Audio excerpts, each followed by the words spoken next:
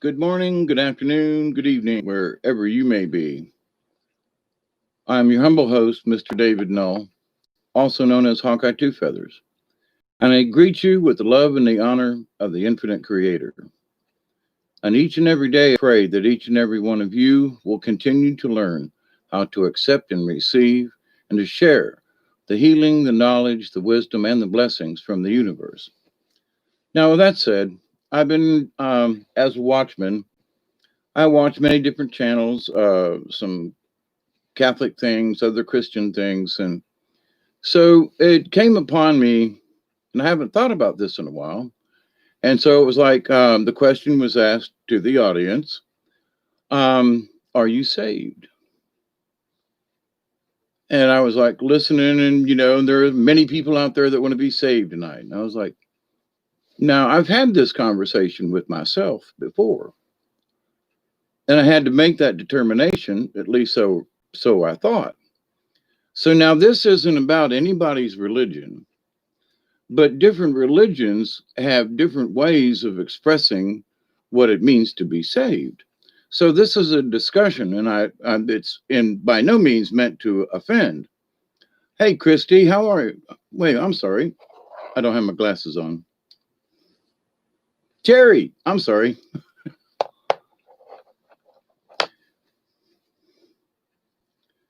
And good tidings to you as well. So anyway, in this, listening to a Christian pastor tonight, and I listened to Sister Miriam and a couple of other channels and things that have religious, strong religious tones. And I'm not against that in any way. It's that I don't feel that I necessarily have to have religious ties, although I look at the Buddhists and some Hindu and other practices, and of course, Christianity. So the question would then, like, okay, it comes down to, do you believe in Jesus Christ? My answer has always been yes. I know there's a lot of this and of that. I'm just, in my heart, I believe in Christ. I believe in the Christ consciousness, which should be true Christian faith. But that Christ consciousness, in my humble opinion, as do others, seems to not just be within the Christian faith, but there is a core value in a lot of other different types of religions and faith that all speak to this same goodness, the same soul, the same inner feeling, that be a do-gooder and not a taker, and etc. And that if we live our lives correctly, that there will be a reward at the end. You know, to some it's heaven, it's nirvana, whatever, right? So the first question then, at least from a Christian point of view, is do you believe in Christ? So now I've had this discussion before about who and what I believe God is, and I believe God is a construct of religion, but my belief in the Creator is very strong, and it's my core belief. Yes, there is a Creator. Yes, there is a source. Yes, there is this energy in the universe. So but to some Christians, that's not a good enough answer. They want to know if I believe in God, with the God. And I want to stay away from that. Because God just references, there's too many ideas of God. I mean, the Hindus have got a bunch of them. Different religions have a bunch of gods. Yeah, there's the Creator, who could very well have created the gods, quite frankly. So, but this idea of being saved now, um, Christians will, have you been baptized? Well, I was baptized before I was allowed to have an answer to that. I was baptized as a Catholic when I was just a youngin, without my not, without my permission. But anyway, it is what it is. And so, um, in moving up here to Georgia, I was around a lot of Southern Baptists and different kind of folk, and they all wanted to baptize me again. And I'm like, well, now hang on here just a second.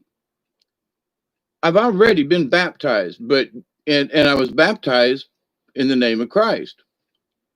Um, okay, it was with the Catholic Church, but I was baptized. And I've had confirmation through the Catholic Church and all these other things. And so I feel like I have paid my dues, if you will. So if I wanted to go to a Southern Baptist, I shouldn't have to be baptized again in order to become a part of their club. So, but if I don't, then in their eyes, I'm not truly saved. Although in my heart, I feel that I try to be as Christ-like as possible with helping and being and doing, and but I carry that further, and in that, like the true Saint Francis, he bonded with nature and with animals, and he knew about herbs and things. And I've talked about this before, but the Catholic Church back in the day, one time they wanted to call him a heretic and burn him at the stake because he was using different kinds of herbs and things to heal people. Homeopathic. Anyway. So in the end, they made an order out of it from him, much to his chagrin. But in this discussion about the Bible, though, here's the thing, and it's in all of the Christian Bibles. Jesus died for our sins. So, like, if he went to all that trouble to die for our sins, our previous sins, in the Catholic Church, we're born with an original sin. So as soon as we're born, man, they pour that water over you and do their little thingy, and to make sure that you're saved. Well, by their standards, Jesus died on the cross to save us. So when I was born, I didn't have any choice in the matter. So, but shouldn't I have already been saved? I mean, shouldn't that be like part of the deal as a Christian? Hey, welcome in. Jesus died for your sins and you're part of our club. Just wanted you to know that. No, they got to baptize you. You got to be, you got to go into confirmation. You have to do all these things, have to learn all these Catholic rules, mind you, having nothing really to do with spirituality. I think in a way it's sort of like in the Jewish tradition, that it's sort of like a bar mitzvah. You have to learn certain passages, you have to do certain things, and then you get the holy whatever. So, but does that make you saved? You know what I mean? So, but in this idea, and depending on the church or the religion or the person and the person's point of view, the idea of being saved. Okay, well, let's dive into this a little further. So what would being saved actually mean? Are you staying away from those things which would not necessarily wine, women, and song, but are you abusing things? Are you greedy in certain ways? Are you lustful? Are you are you respectful and honorable? Just some basic things. Do you understand what the law of one is? Which to me means that you do no harm to anything. I got some trees I got to cut down, and I really don't want to because I don't want to harm them. I'm going to, cut them down. So, but there's too many of them in a close spot, but the Mother Nature planted them there, but they can't grow there. There's too many of them that are too close together. I got to pick one or two so that if it does grow up, it'll be far enough away from the other pine trees and stuff anyway. So, I worry about that kind of thing when other people would just go out and cut the damn trees down. They're not damn trees, but they'd say, oh, just go cut the damn tree down. Anyway, so my honor and respectability of the universe and of nature and things, I heard somebody say again today, we have dominion over the planet, over the earth. We can do what we want. And it's like, nah, but as a good farmer and a tender of my property here, there were trees that I should have cut down years ago because they were too close together. And I was like, I'll let them go for right now because I didn't want to kill them. Now I have to, and they're almost too big. and I'm going to have to do extra work and everything. Now, the other side of that is it's firewood.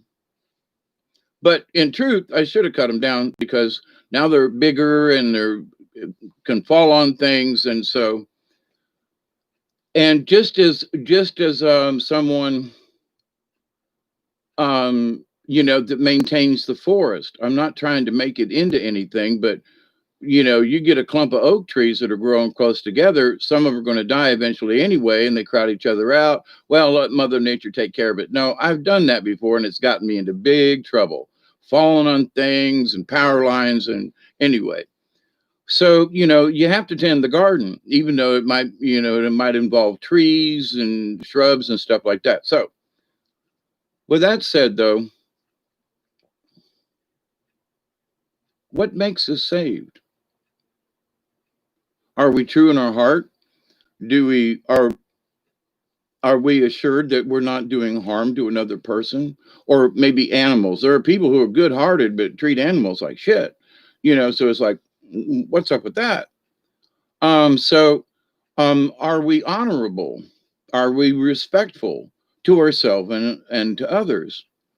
So, what kind of frequency do we emanate? Do people gravitate towards us, or do they say, "Nah, that guy over there, nah, I don't want to, stay away"? Now, but there are some types of folks, A personalities or whatever, and though those are those of us who are outspoken, but we stand on the sideline to watch what's going on in the room, or how things are going on, and what the general tone of certain things are, and who's with whom. And if you're in a room of folks and they go, I think every Republican should be shot. Well, you know that you don't go over to somebody and go, well, I'm a Republican, and not a, you want to just kind of sneak in. Well, I don't have a party, so if you're in with a bunch of Christians, I would say, well, yes, I believe in Christ. Yeah. And I believe in the Great Spirit. I believe in, Creator. What about God? Well, he's in there,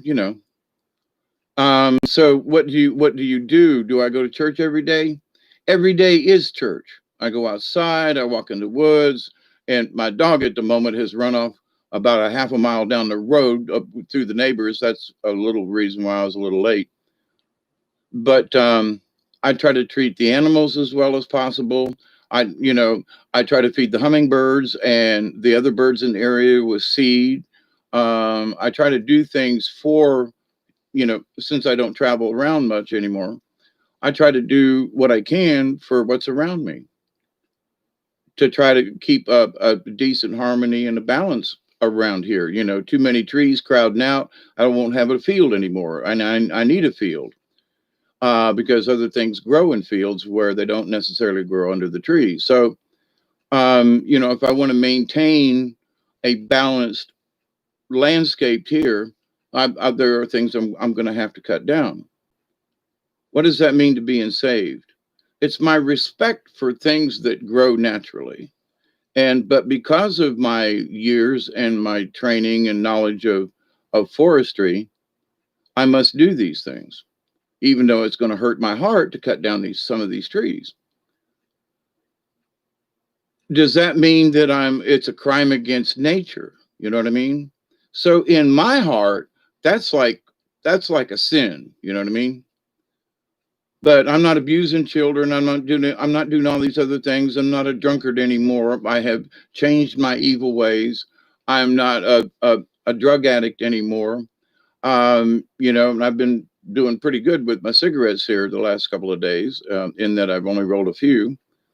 And, I'm probably more addicted to coffee, if anything, and hi, Bob, and coffee, everybody.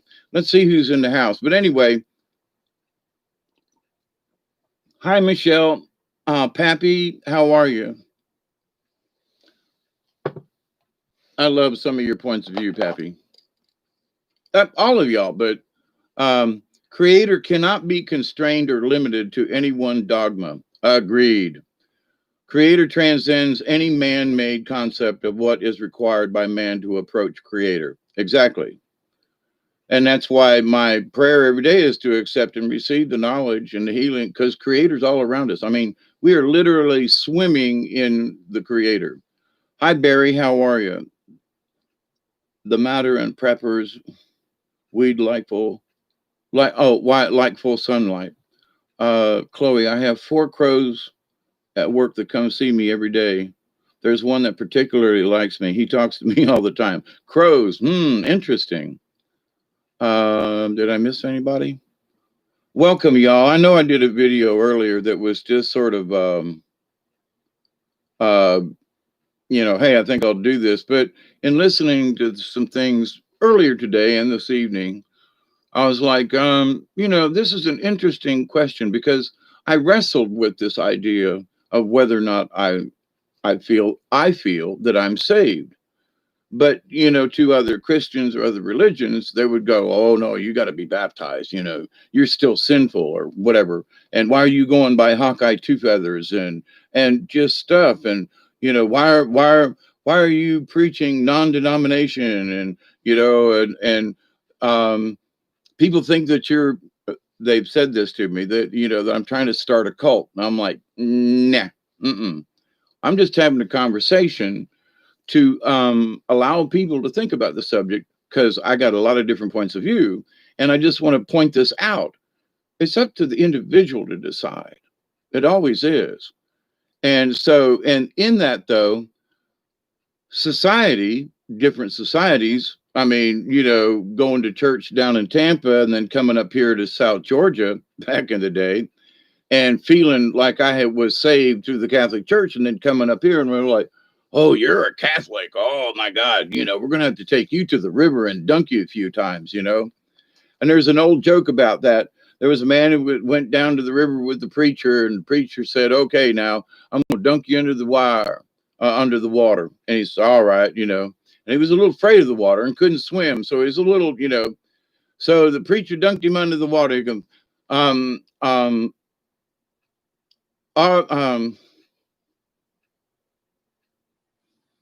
he said, now, do you believe? And he said, I believe. And he dunked him under the water and held him down for a minute and then pulled him up.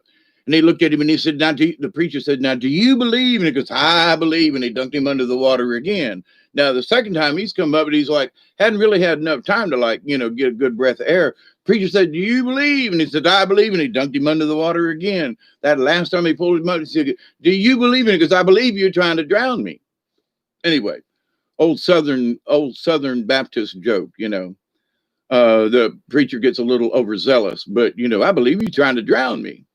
But in that, how many times you have to get dunked under the water?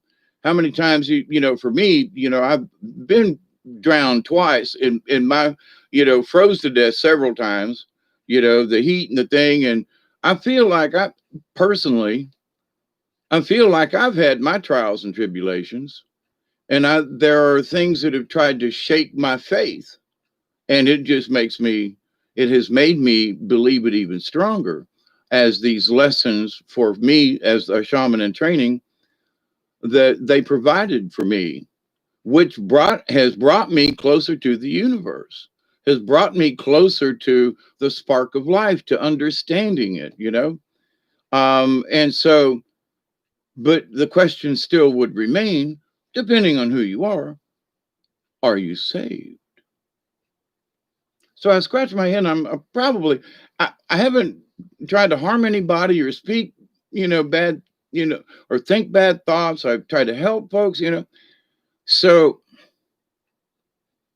I don't think I'm on the list. Hi, Julianne. I don't think I'm on the list of being one of those really mean, bad, nasty people, that one would consider, well, he's going to hell from what he's been doing. Now, previously, some of the things that I've done, one could say, well, you were a drug addict and you were an alcoholic and, and you affected people around you. That's true. But through my alcoholism and drug addiction, I didn't feel like I was consciously trying to harm someone. But because of the alcohol and drugs, I did harm people because I was drunk and high all the time. So, and made poor decisions. But did I want to physically harm someone? The answer is no. Did I punch somebody or hurt somebody or do it? The answer is no. Did I want to a couple of times? Yeah. But I never acted on it. It was like, man, I'd kill that son of a bitch if he tried that with me, especially when I found out there was some pedo stuff going on with some folks within this family. And I told, I said, if if these person or persons ever touched at the time was my adopted daughter, that I'd hurt them. I would kill them. If it came to that, I wouldn't quit punching because of what they did. And almost, you know, but no pickle. And I'm very glad of that. But there are certain instances in my previous. Now, would I really carried it out? I don't know. I remember back in the day, I thought about it. And how could I do it? And what would I do? Would I just go up to him with a 2x4 and start wailing on him, for, diddling with a child? Not sure. But from that point, but from that standpoint, it was something that was very extreme. It wasn't that I was in bar fights or anything like that. Now, I've been in places where there were bar fights and I tried to get the hell out of there as quick as possible. I'm just not into that. But as far as wanting to harm anyone or do anything in my lifetime, I know that I've made some bad choices, but I've never intentionally tried to destroy anyone.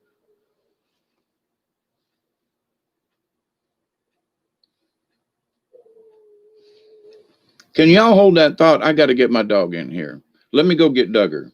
He's been off at the neighbors, and I just seen he's in the yard. Let me go get him. Y'all hold on a second.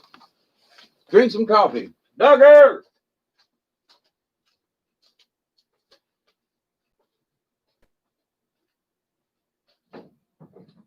Duggar! Get your buddy in here. Where you at? Come on. Duggar. Come on. Duggar.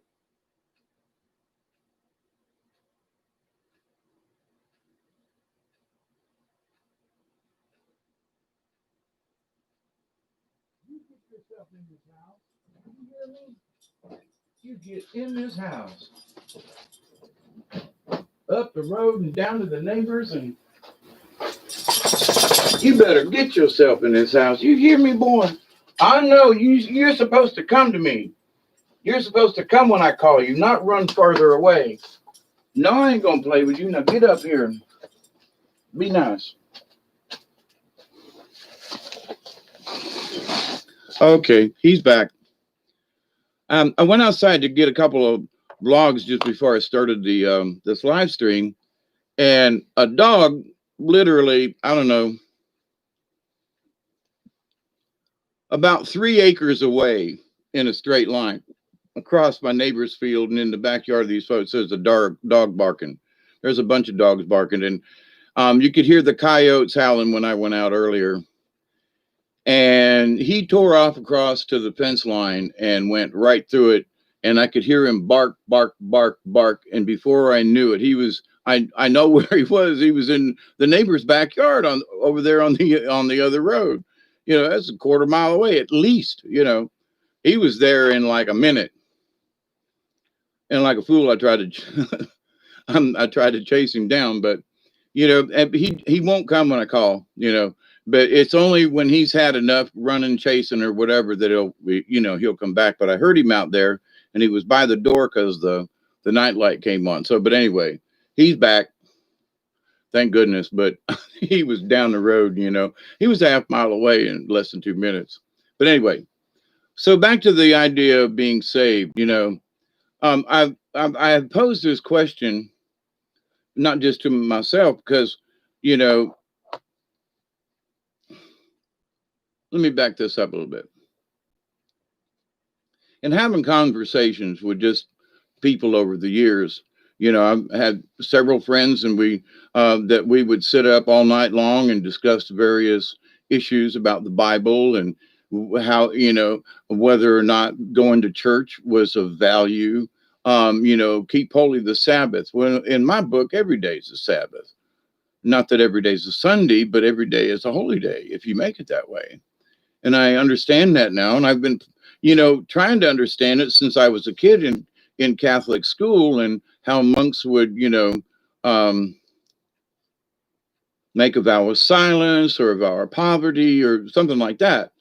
And some of these monks would become hermits, but anyway, um, as a young child, my grandmother told me before she died, she said, David, when you were a little boy, 3, 4, 5 years old, everybody would ask you what you were going to be when you grew up. She said, you always said, I'm going to be a hermit and I'm going to live in the woods down by a river. And before my granny died, the one that I had such contact with, she goes, you got it. You have your property and the woods, and you got a river in your backyard. She goes, that's exactly what you told us you were going to be when you 4 years old.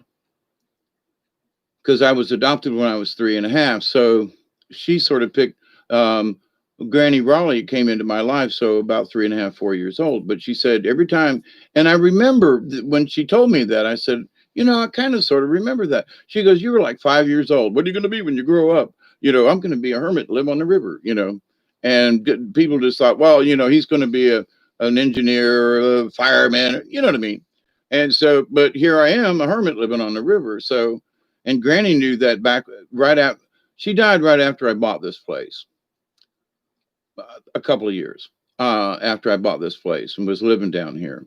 But she came to visit me, and we went out and dug potatoes in my backyard. And she was like, I haven't done this since I was a little girl. And she just loved every minute of it. And it wasn't too long after that her cancer came back, and she just said, no, I've lived long enough, and this is how I'm going to go. And she wasn't in any pain or anything, but she just went all natural, I guess.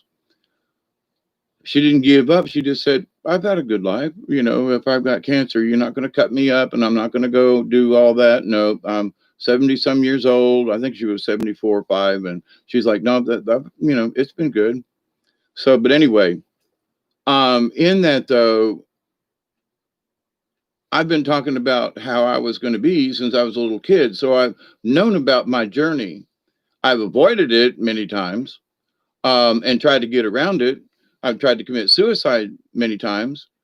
And, my Lord said, oh, no, you ain't. No. We ain't done with you yet. You haven't completed your mission. Not knowing at the time what the hell the mission was. So, but in repenting from trying to commit suicide to myself and to the universe, that was a dumb idea, right, Dave? Yep. The alcohol, that was so stupid. Look how many times you could have hurt yourself, and did, one of my bad brain traumas was, now I was drunk. There's no doubt about that. I will not, but the brakes locked up on my car and the road was slicky, and I slid right through this intersection and took out a 4x6 post, snapped it off. My head hit the windshield. It broke the windshield and crashed in. I busted my elbow on the dash, dented the dash, and was severely messed up.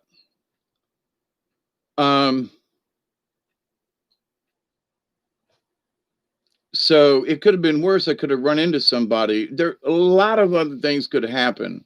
But the fact that I did it to myself, even though the brakes locked now, I was having trouble with my brakes. It was an old Datsun. And just, they would hang up, and then sometimes they'd lock, but they locked up on that wet road, and I came down that hill and shoot, right through it. So, that was really close. I jumped a ditch and hit that 4x8 4x6 post. It was holding up a sign that said, dead ended, arrows pointing that way, kind of thing. Took it out. And suffered for it greatly. I did. My arm hurt for a long time. Maybe that's why my elbow hurts once in a while, and I can't figure out why. It's because of the trauma. I mean, I fractured it. Didn't break it, but fractured that sucker. But anyway, So, with all of the trials and tribulations and things that I've survived, the head traumas and all the drug abuse on my own, and then going to mental health and having all that drug abuse put upon me and all that, um, I'm sure that some of my anxiety and my mental issues were due to head trauma. Okay. Because back in those days, nobody, you hit your head. Yeah. Did you see stars? It knocked me out. Stars, hell, I seen the galaxy. I was on the planet Pluto, for God's sakes. But anyway, so having overcome these things, still working on some stuff. But does that mean that I have overcome these issues to become a better person myself, to understand more? These have been lessons in my life to teach me about higher things and how stupid it is to get drunk like that, or, ride around with bad brakes, or whatever, however. I mean, bad decisions. I shouldn't have been driving that night, period, drunk or not. And if I had not gone home drunk that night, or tried to anyway, um, I wouldn't have had the accidents. And if the brakes had locked up the next day or something, it would have not been raining. Anyway, the choices we make is my point. So, having looked back over the wrong choices I've made, and then I've also said, well, with those wrong choices, I have tried to go back to the people or places or whatever and try to apologize, make amends or whatever. That was part of my healing process in my effort to make sure I was saved, because I was, working out a guilty conscience. So those people that I could come in contact with or say, remember that incident a few years ago? Listen, I realized for a long time I was a complete and total butthole, and I shouldn't have said those things. I shouldn't, and I just want you to know that I'm really sorry for that. Well, I forgot about it. Well, I haven't, and I just want you to know that that I was wrong, and that you know. Now, my second wife did that. She called me one day on the phone, and she was going through this routine of being saved again. And she said, "Listen, I want to know if you. I want to tell you first off that I'm sorry for anything I may have done while we were married or whatever. And will you forgive me?" And I was just like out of the blue on the phone, right? I was like, "No offense, but what are you talking about?" Well, I just want to say, because she did some cagey things. I won't go into it, but and she knew. So, but she said, "Would you? If I'm sorry, I'm asking God's forgiveness, and I'm calling you to ask your forgiveness."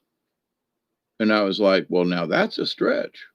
Now that takes a lot of freaking guts to call somebody on the phone and go, listen, I don't want to go into what. I'm just saying, for whatever I've done and wronged you, I'm sorry, and will you forgive me?" So I was like, because there were a couple of things I was like, was there something in particular you wanted to apologize for? And she was like, "I don't want to get into it, but I'm just saying." So I was like, "You want an answer now?" I mean, because it was like spur of the moment, working around the house, and hey, will you forgive me? I'm trying to get saved. Okay. So, but in that, I realized how much it took for her to call me, and how much it took for her, and for the couple of things that were pretty nasty. Um, in that she was at, look, I don't want to go into it. Like, just, I'm sorry. Okay. And I said, and finally, after 5 or 10 minutes on the phone, I said, "Yes, I forgive you." And she goes, "No, I'm honest. Do you, you know, do you really forgive me?" And I said, "I wouldn't have said yes if I didn't mean it. I might have said, well, I don't know about this. So, in all good consciousness, I was like, here is my ex-wife who had done some, questionable things. and how she treated me and how she treated me and our relationship with our son. She made me out to be the bad guy all the time. And so, so I was like looking for a particular forgiveness. What point do you of this do you want to make? It doesn't matter. And I realized it didn't matter. So I said, yes, I forgive you. So I learned something about myself that day through her. And I was like, now, I've been an asshole a couple of times, usually when I was drunk and high or whatever. I've never really tried to hurt anybody, but I'm probably somewhere along the line. And so, in being straight and not drunk, I went through a list of certain things and I was like, let me call that person up. But I just didn't hit him out cold. I said, "Hey, you got a few minutes? I don't. Oh, I want to talk. Well, I haven't talked to you in a while. Yeah, that's what I. Have you got the time or whatever? Yeah, okay. Well, I know this is out of the blue. Blah blah blah blah blah.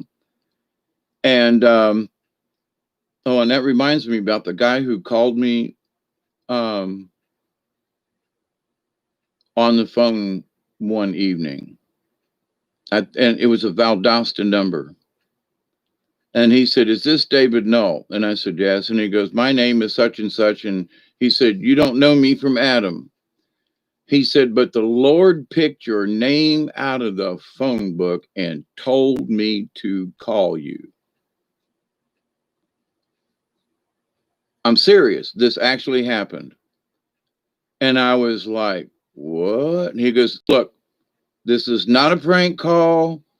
And he goes, there was this thing about, there was something that you had to do and that you had to have faith and to not give up. And I was like, and he goes, "But the Lord picked your name out of the phone book," which it still is in the phone book, "and told me to call you.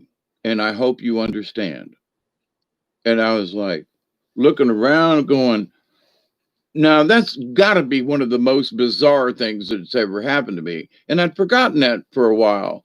And so, but so in these types of things, these spiritual events, if you will, having to look within myself and go, this guy called me out of the phone book from a dream. God said to call me.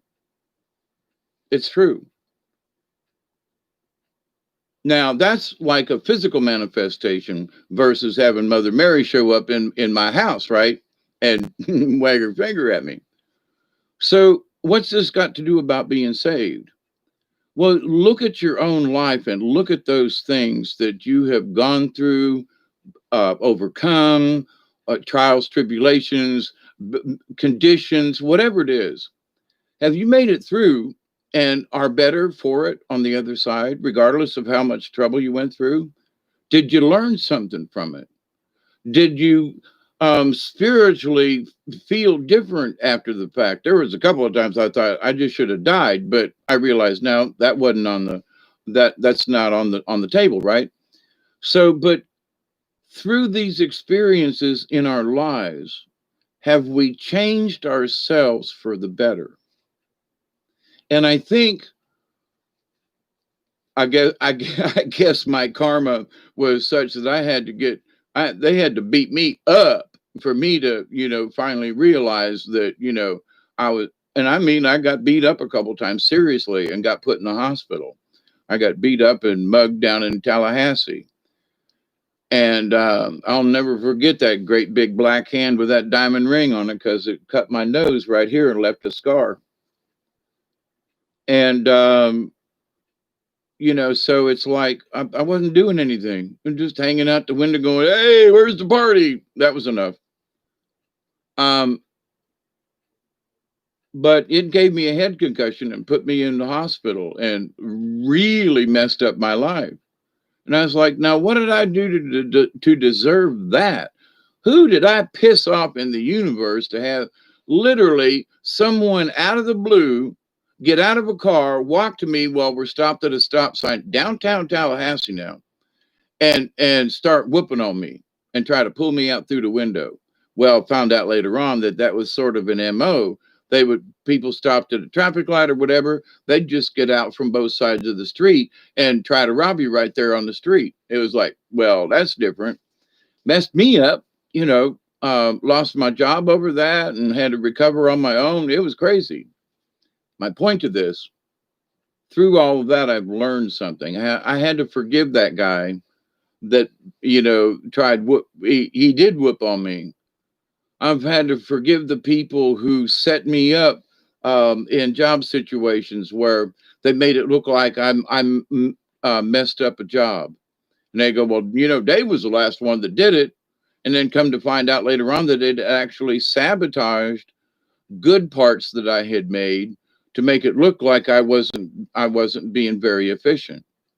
And I was like, now because they couldn't do what I did, and okay.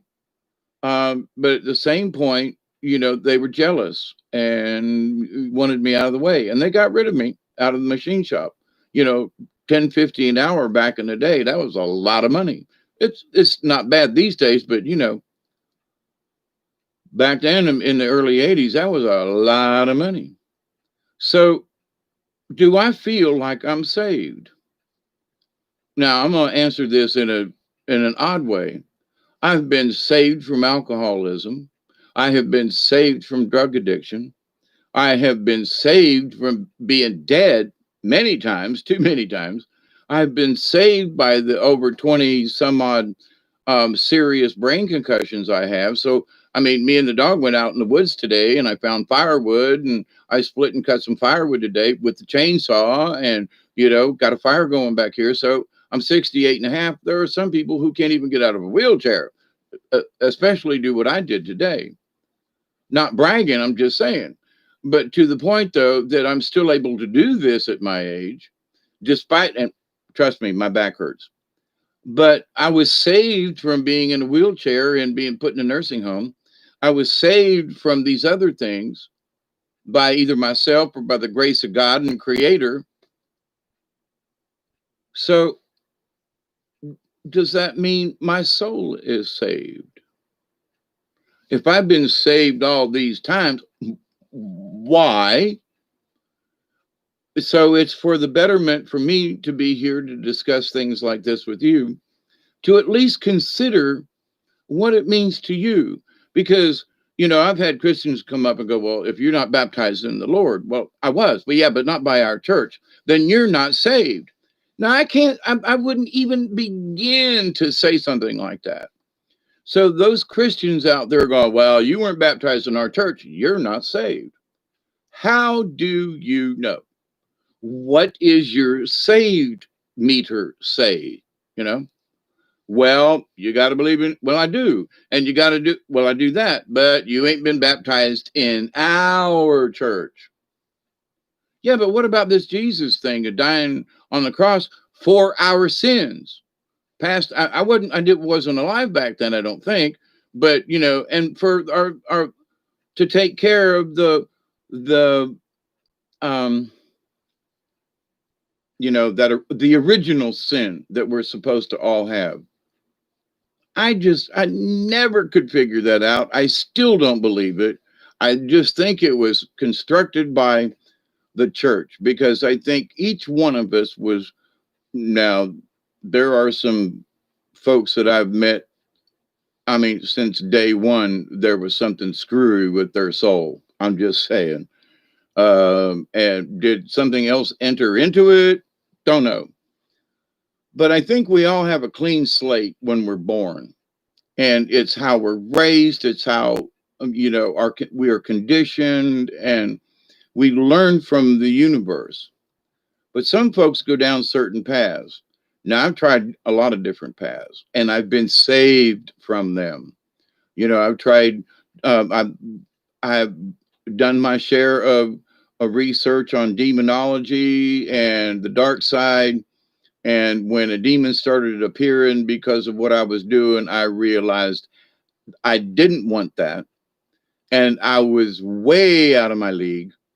And that tampering with that shit just ain't right. I was saved from that. Now I do I still wonder if I hadn't lost something through some of my earlier antics. And I continue to pray that that hasn't happened and that, but anyway, In that respect, it is what it is, and that's long gone. But I have asked forgiveness to the universe for my participation back then. So my answer back is that instead of doing, talking about, trying to talk with the demons, let's talk about them and let's see if we can't be more spiritual and understand the spirit side of things, which is what I realized I was actually after. It wasn't necessarily, I wanted to know if demons were real. That's the bottom line. I wanted to know if the sons of bitches was real. And the church always talked about them and this, that, and the other. But I wanted to see if they were real. And when I saw them, I was like, that's all. I got it, moving away from this. So I was saved from that. So through all these things in my lifetime, just as the example, I've been saved every time.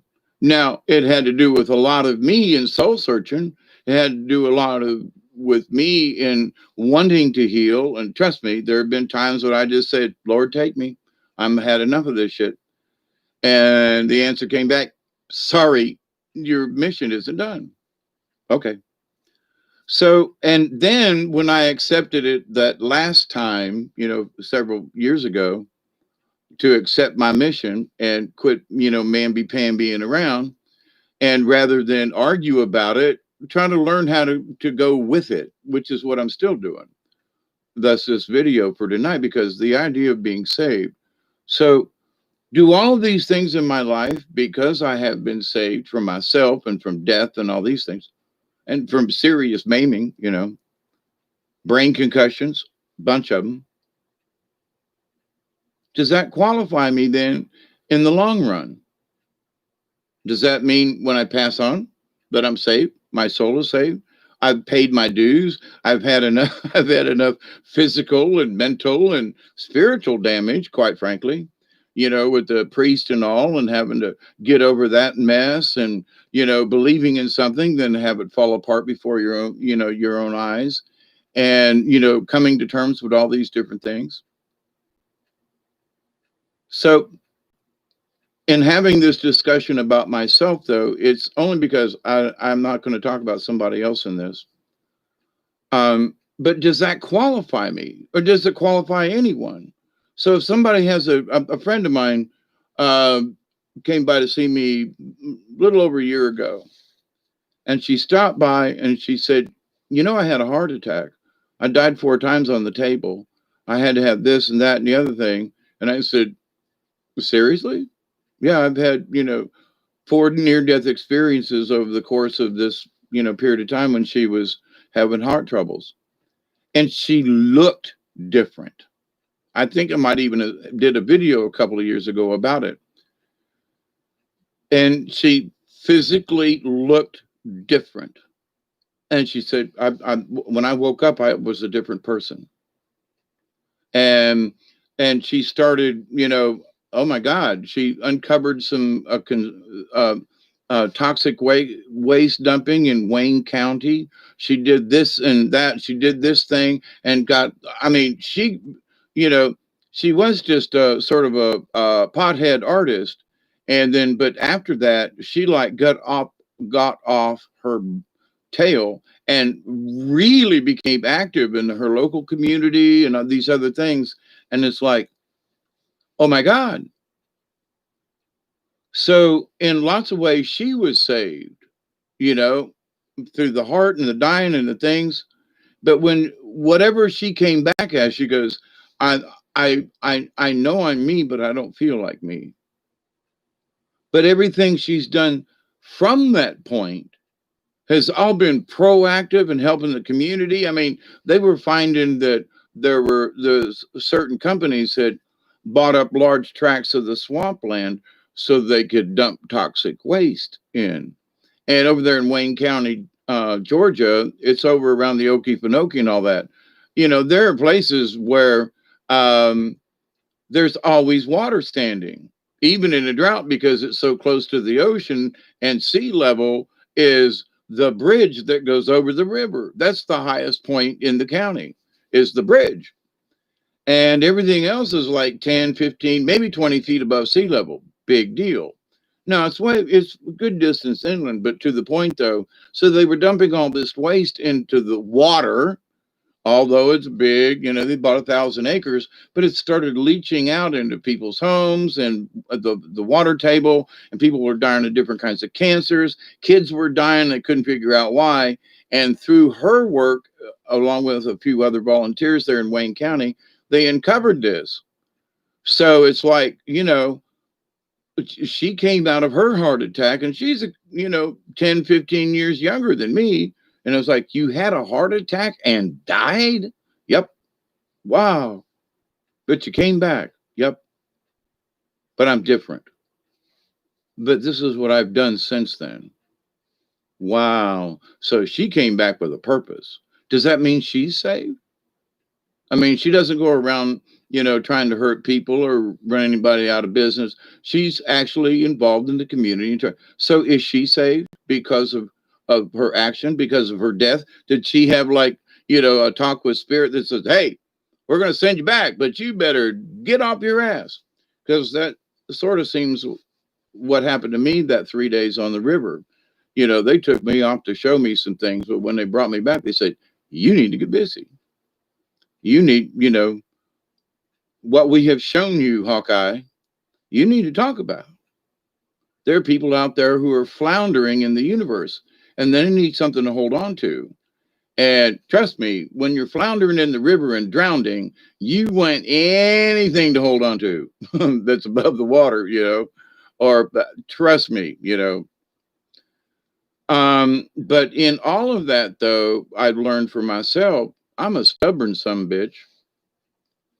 Not necessarily to be stubborn to other people, but I don't give up easy. But I can remember when I was under the water, it felt like something was literally pulling me down under the water. And I was swimming to beat the band. And I could see my friend's flashlight peering, because we did a float trip on a full moon on the river. And oh, it was beautiful. But I saw his headlamp shining down, trying to reach down with a paddle to pull me out of the water. And all I could see was that light, that that light at the end of the tunnel, because everything else was pitch black under the water. And so I was like, Jesus, help me to swim, and got out of there. But I'm here to tell you, that was one of the scariest moments of my life. But at the same time, after it's happened, I realized that I could have easily drowned.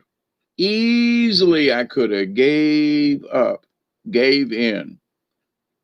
But in life, now this is my lesson, but in life, I realized, look how I look back and saw how many times I had given up on certain things. Well, I'll just get drunk and forget about it. Or I'll just, versus pay attention to something that should have been more important back then. So, after getting knocked around and, wake up, Hawkeye, I had to be saved myself to still be here. But does that qualify my soul as being saved? I feel like it, this conglomeration of knowledge on my part for, all these lessons, is that I have no regrets. Well, maybe, but in that I wished earlier on I'd try to do something more, but I don't think it was time. I mean, things happen at certain times, and there is that synchronicity of the universe. And there are times I was like, I don't know why I was where I was at, but I had to be there. Like the time we went into town and on the way home, that guy had that accident and his leg was cut off, and we took care of him and made sure, that he was okay for, 30, 40 minutes before the ambulance got there. And, we saved him, and, didn't save his truck much, but it was crunch. But anyway, and he didn't burn alive or anything like that. So there are many times when I've been places where the Spirit told me to go. And in that, we saved a man's life. Does that deed qualify me for entrance, quote, into heaven. Okay. Now, I don't believe in a conventional heaven.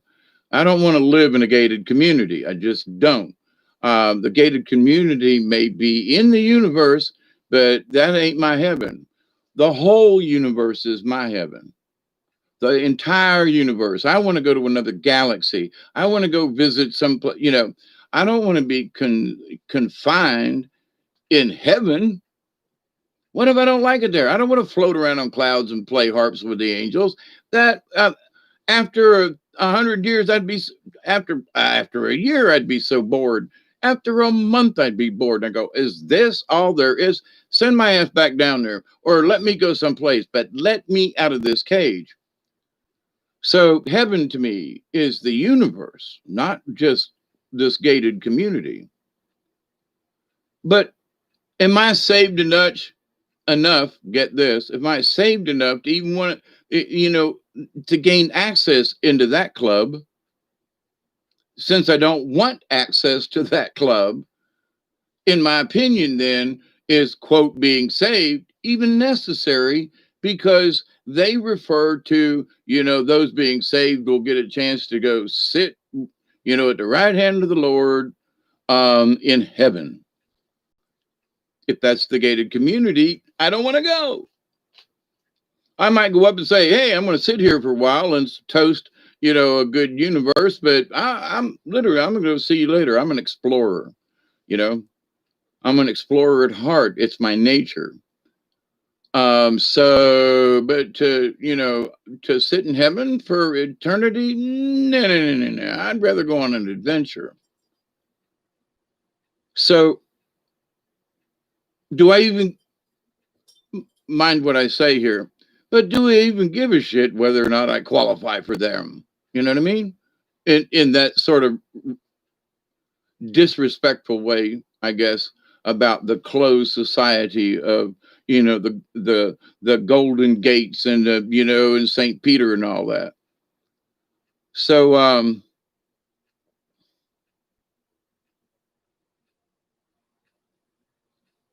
I don't know. It's a speculation. I'll know when I get there. But I kind of feel that the glimpses I've had with the near-death experiences that I've had, that I think so. Because, I put more value in the prayers that I do every day. And I had value in them before, but now I really see how important it is. And there is something in this discussion about being saved, I think, bears having a conversation about. Now, I talked about this in another video several months ago, and it has to do with, I'm going to call it dark gooey, okay? And if you understand, the dark gooey refers to that oozy stuff that was in the news before. I'm trying to stay off of the words, okay? That certain channels had put out that there was, down in the Gulf of Mexico, way down there when the BP oil spill happened, that they should never have drilled where they drilled. Way back when, I knew geologists. I think Tommy's still alive. My friend Serge just passed away. He knew all about those types of things because of his work with drilling and for water and all that kind of stuff. And we all agreed after it happened that that was the dumbest thing, that the worst place in the world they could have drilled. Now get this. So why would they have drilled there? The answer has come up since then, that there was a really nasty being, okay? Really nasty.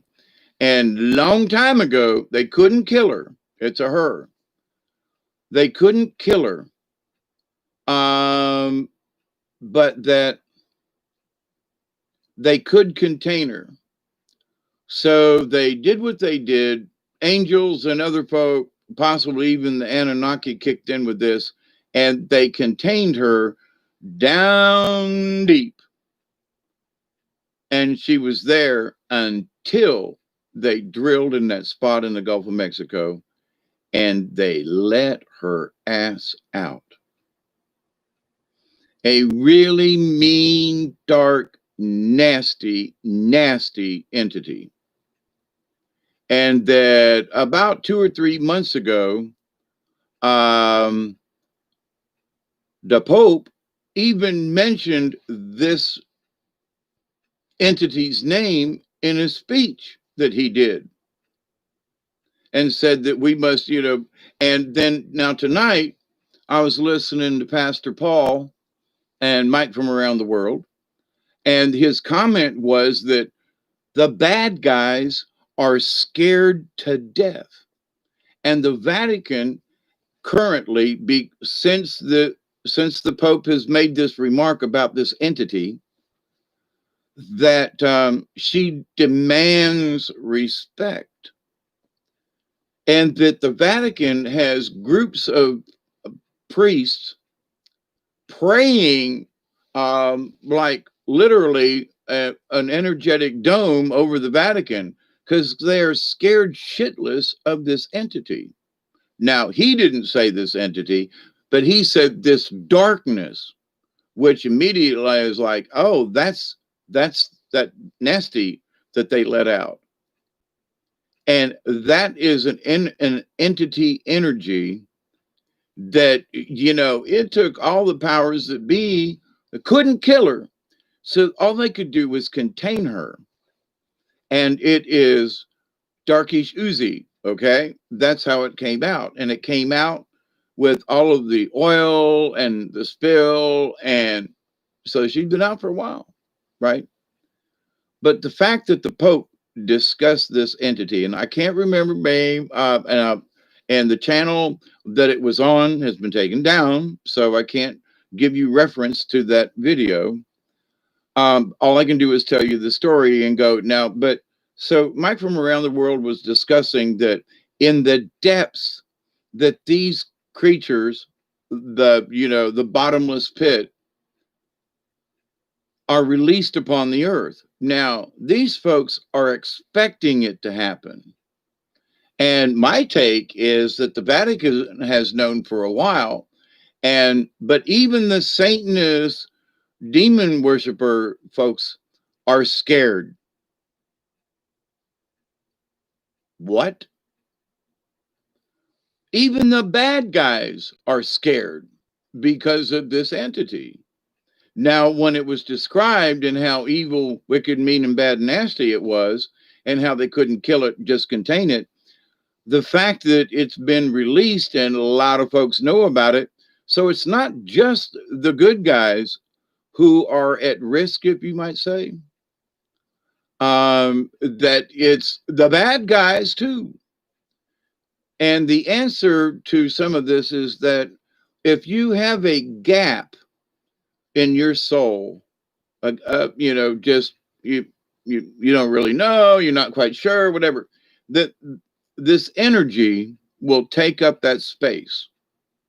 Now that's an interesting comment, that this energy, this entity, now he was saying the devil, the demon, but let's discuss that if this energy, and because it was aerosol, because it's been literally, it hit the Gulf Stream and it's traveled around the world a couple of times by now through evaporation. This thing has literally been in our atmosphere. So we have literally breathed this entity into us. And so with the discussion with Mike Around the World, he was making this comment, but there are things in the atmosphere through all these incoming, and they're meteors until they hit the atmosphere. They're meteorites when they hit the ground. They're meteors before. They got to hit the ground to become a meteorite. Just saying. And, he kept saying, well, the meteorites are coming. No, they're not. Meteors are coming. They don't get that height till they hit the ground. However, there's been several that have, a couple fairly large, that have actually hit the planet here these last few months. And not all of them are being, discussed, but yeah. and that there's more incoming. Now, they're trying to say that it's this, to the point though, for every rock that enters the atmosphere, there's something ancient in that rock. And that when it explodes in the atmosphere, releases the gases, that eventually, at some point, we breathe it in, it becomes a part of us. And so we're getting, and since there's this supposedly cloud of debris coming at us, and it's been discussed for several years, and that we're right now really getting into it good. So there's supposed to be the rest of this year a crap load of rocks hit our atmosphere and possibly the planet. Not to scare you, just saying. So, but here's the point though.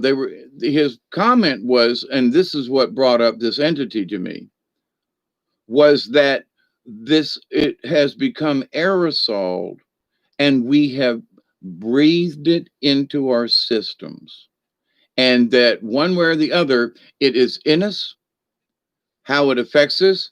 But if someone isn't sure of themselves with their spirituality, if there are gaps in their personality or their spirituality, that because we have literally breathed this in, that it fills in the gaps, and it ain't a good thing. Now, so he was talking about space debris, and I'm thinking the nasty that they pulled up out of the bottom of the Gulf, and the fact that the Pope talked about it. Now, he don't know that, at least not in my listenings from him, but he did talk about these things being aerosoled into the air, and that we have been and will be breathing whatever this cosmic dust is into our bodies through the atmosphere, and that it will change us. Now, the warning about this nasty entity is that because it was in the ooze and the oil, they put all that stuff that corrects it and it didn't dissolve it. It sunk the oil below the surface of the water. It didn't get rid of it. It sunk it. My friend Serge, he would show me these experiments all the time, because you use these certain things, and what you precipitate out the heavy objects.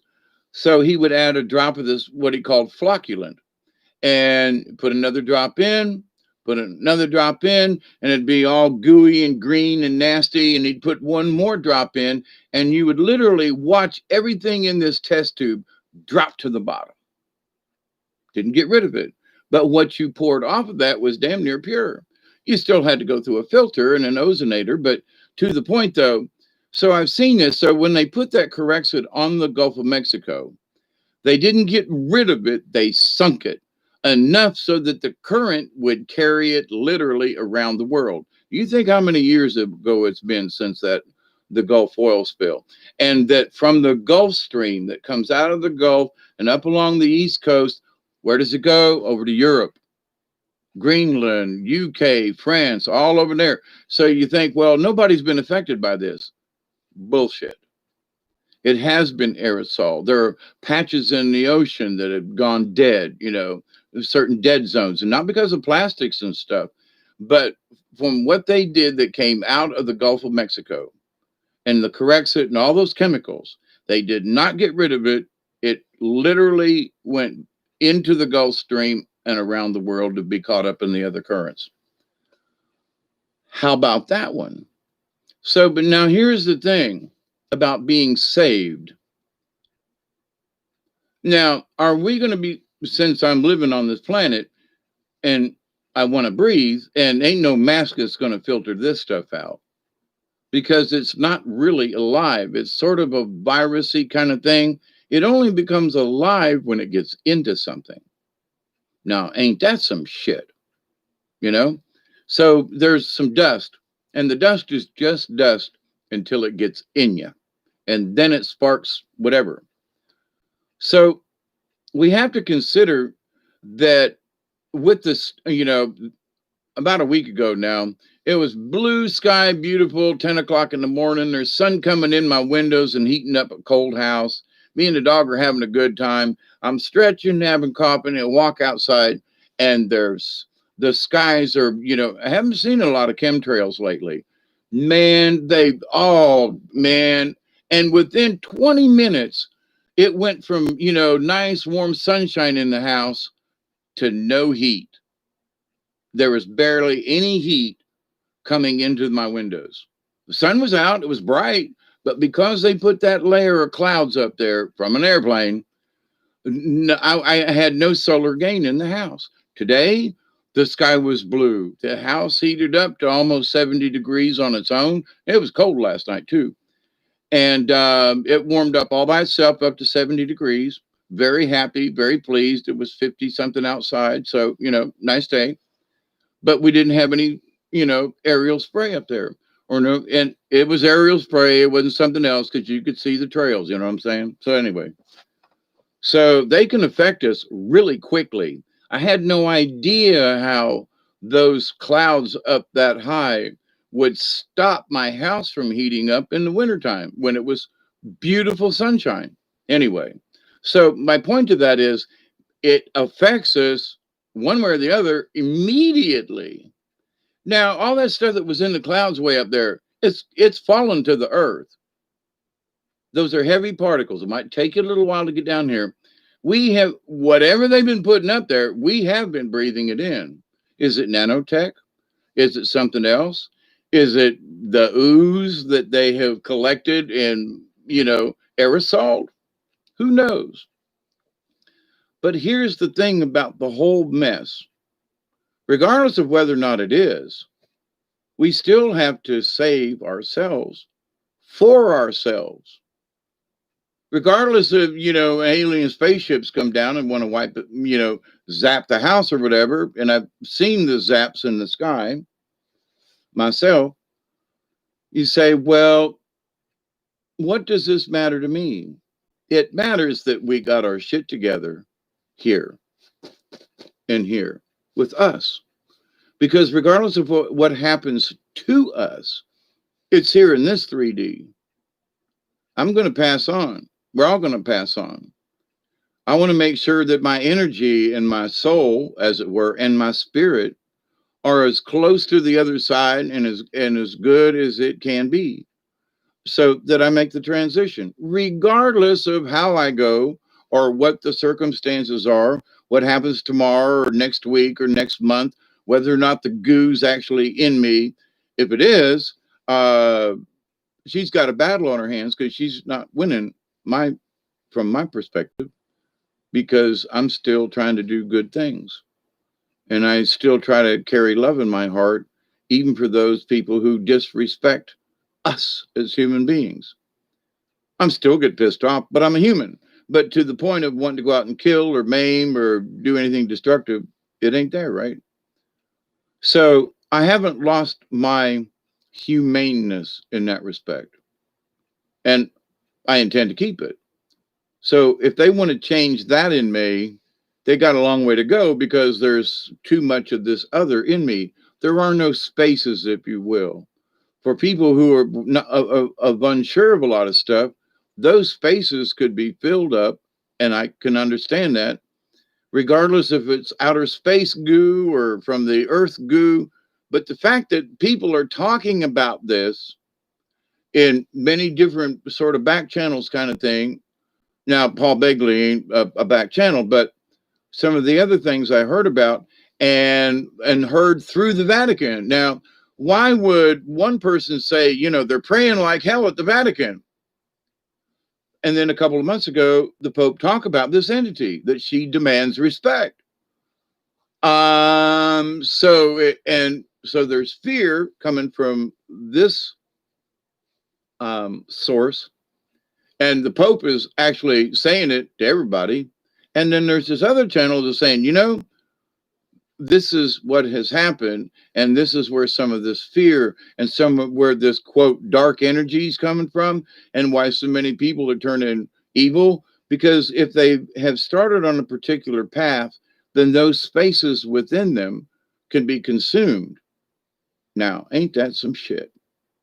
But to the point of being saved,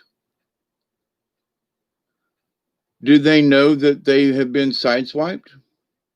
Do they know that they have become kind of zombified in a way? I did a video a couple of months ago about, I did a sci-fi story. What if?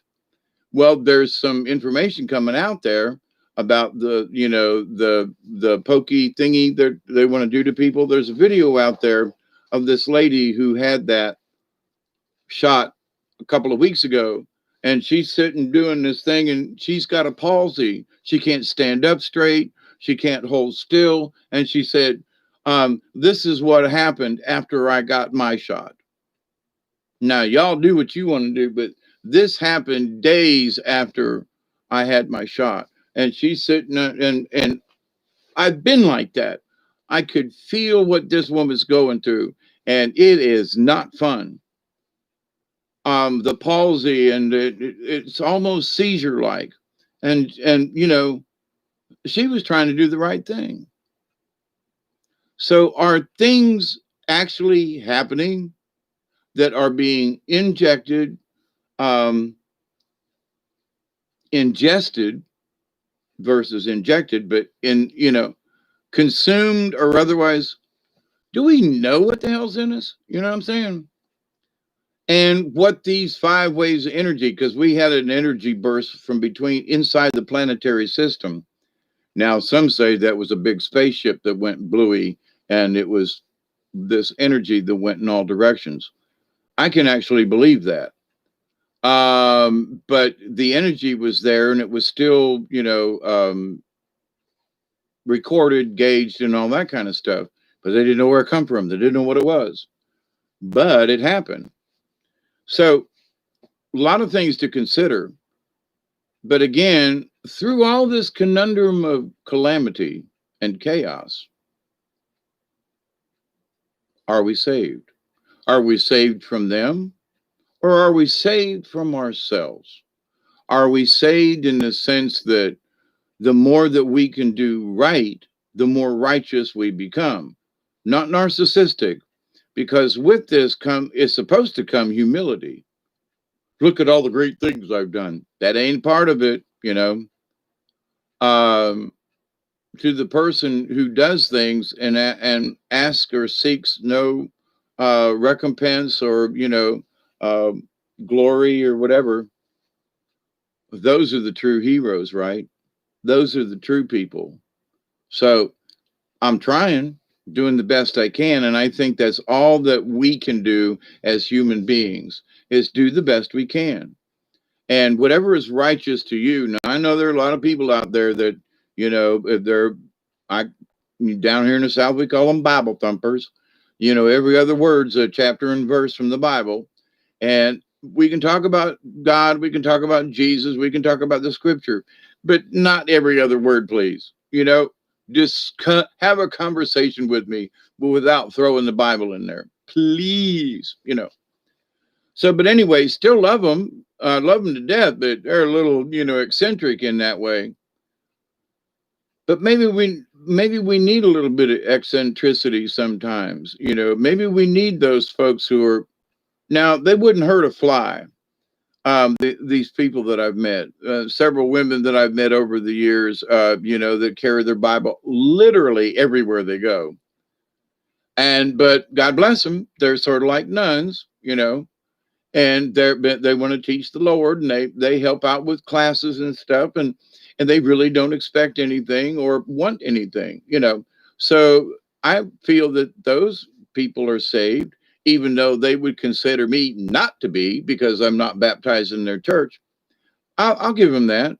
But their lives have been, towards something worthwhile, and helping the church and going and honestly helping the poor and, helping each other old folks in the community. They'll, Aunt Sarah go sit with Miss Baker, and, Miss Baker's kids, in retrospect, will house sit or babysit the children of, the other lady.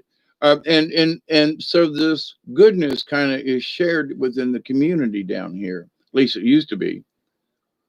I mean, it does still go on. So in that respect, I think that that's true love.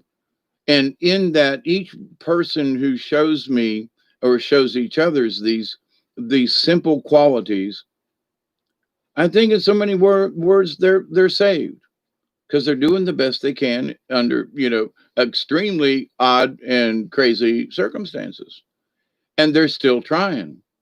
None of the people that I know have given up. We have all felt our faith being rattled, not necessarily, being attacked, but rattled. And it just makes me say, I'm sorry, but, I'm committed to this. So whether or not in somebody else's eyes I'm saved or not, to go in the pearly gates where I don't want to go. But am I good with the universe? Do I feel a connection to the clouds and to the earth and all of those things? I say yes. So naturally speaking, I feel like I'm already a part of the universe in that respect. So when I leave this mortal body, I'm just, going to make that transition. But whether or not I'm saved, does Creator say that we should be saved? And in the shaman traditions, it's always to try to do the best for others. If you're a true shaman, then supposedly you're supposed to teach others a spiritual way. When people are down, you lift them up. If people are way too happy, you bring them down a little bit and make sure that they're, balanced in the universe. A Heoki. And I've been called a Heoki for a long time. So, but with all of that said, though, I think the best we can do is stay one with the universe. Follow the one rule: do no harm to anything. And also, to try to not think about doing harm. Because there are times when I've been wanting to punt that when AOC made that comment about Southerners and how we all need to go back into a re-education program. Us Southerners, try it. Y'all come down here and try to put us in a re-education program. You'll get re-educated. So in that, see, I'm a little temperamental. I'm a little feisty when it comes to that.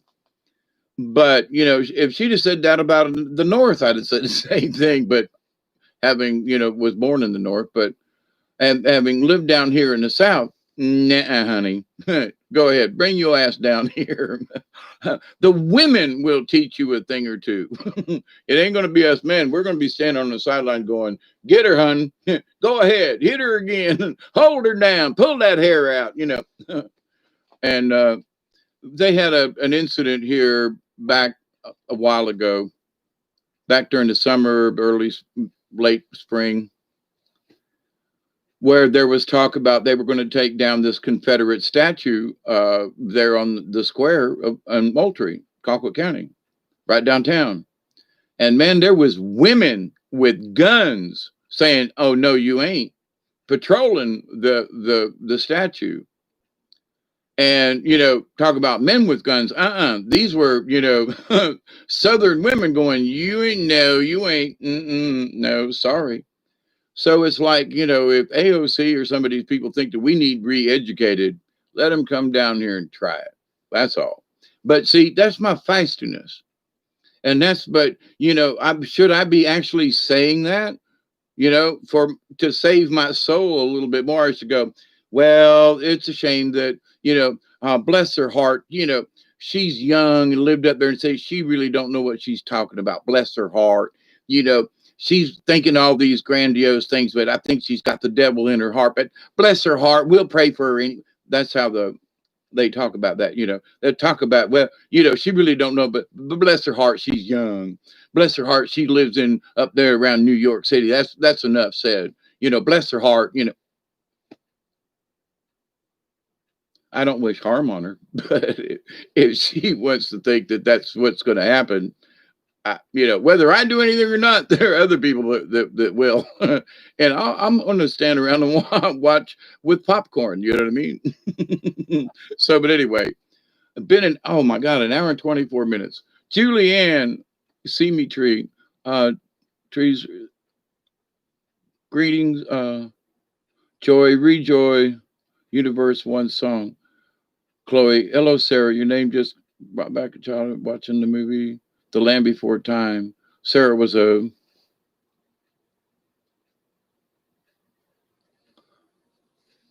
The Land Before Time. I sort of remember that. Uh, man, David Castle, how are you? Chloe, Sarah, how are you? So anyway, this isn't to say any one person or another person is saved, but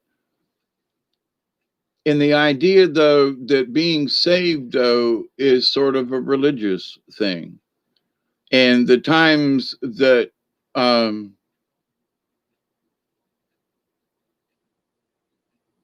I've sat around and talked with shamans and medicine man and just folks, in general in the native communities, that the idea of being saved is not necessarily in their vocabulary as being saved. The phrases and terminology, you know, do you walk with the Creator? Are you on the red road? Do you walk with Mother Nature? Do you walk with Grandfather Sky? And so do you walk with the Creator? Do you become one with the universe? So it is this oneness that I guess you could say is preached, in that we become one with the nature. We understand what nature is, and we become one with the universe. So is that being saved? In my experience, it would be translated as that if you were to say that's the Christian belief. Now, most Native Americans that I've met have had some kind of Christian background, some kind of Christian belief. And every powwow I've ever been to, and I've been to quite a few, they always have a Christian prayer, always. But then they follow it with a prayer to the Creator. And they understand that God is this Christian construct, but the Creator sees everything, even over God's. Ooh, that pisses some folk off. But they give them both a prayer, both of them respect, and both of them honor. So they're not slighting God, they're including it in their prayers and including, that respect in the spiritual sense on a higher level that Christians can't do. Well, them Indians, they're just a bunch of damn savages. Well, wait a minute. Most of them savages are literally say a prayer to your God. Just saying. But you can't see their point of view, but they will pray for you, even though you don't understand. That's a higher level of thinking. That's a higher level of expression. That's a higher level of spirituality. So walk with the Creator. Stay on the red road. You are grateful and thankful and joyful for everything that Creator gives us, even cold weather, even the rain, even a flood. It's all considered a gift from the Creator. Where other people say, God damn, oh my God, we're going to have a blizzard in 15 states. Listen, I remember years ago, back in the late 50s and early 60s, I was living in Ohio. We lived on my bedroom was on the second floor. Okay. There was snow piled up between the two houses on Linwood Drive, that was up to the second story windows. I could open my window and pat the snow. Okay. Like 12-foot drifts, 15 foot up, to the window. And people say, oh my God, we're going to have a blizzard. Some winters are worse than others, but oh, we're having a blizzard. We've had blizzard since forever. Oh, but this one's so bad. Is it really? I remember a few blizzards bad. Well, yeah, but this one's worse. Why? It's worse because it's now. That's why. Well, to the people back then, it was really bad because they, back in the 50s and 60s, they didn't have antifreeze. People's cars would literally, that would crack the blocks and blow the freeze plugs, ruin engines, strand people out in the middle of nowhere, let them freeze to death in their cars. It still happens, but not like it, it's not the same. Cars are different, things are different, people are different. But, I remember back, oh my God, over all this blizzard, the blizzard of 21, holy, everything's got to be, an apocalyptic event. We had, 5 inches of rain, but, we were at flood. We were 2 feet over flood stage just here this last week. 15 feet is a lot of water, but 17 and a half is even more. And everything was flooded around here, all the little streams and everything. It was great.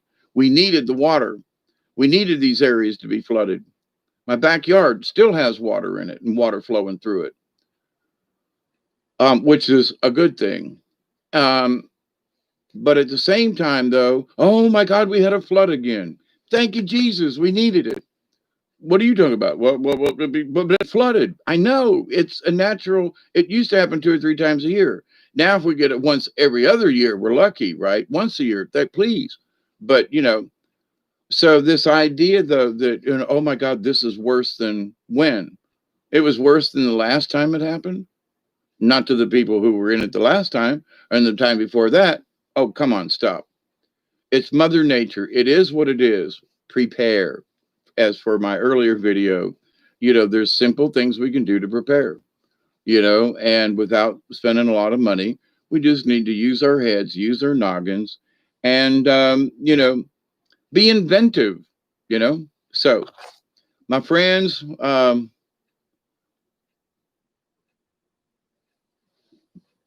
David Castle says, where I live, this town was once in the Guinness Book of World Records for churches per population. A church on almost every corner, and we had the most fast food places per population. Where the hell is that? But yeah, like in Thomasville, there, in Moultrie, there's the big Presbyterian church, and then there's the Methodist church, which is like across the street from one another, and then just down the road a ways, there's the Church of Latter-day Saints. And then on the same road, there's the Catholic Church. And then right beside it, it's Trinity Baptist Church. I mean, literally right beside it. Now, Trinity Baptist Church is like 3 stories in this huge thing. And the Catholic Church looks like a little cottage in the woods. Literally property right next door to each other in Moultrie. And, so, you look on this corner, there's one, you look on that corner, and then you're down over here, there's one. Now, I'm not saying per capita, but yeah, I get what you mean. I don't know what it is per capita, but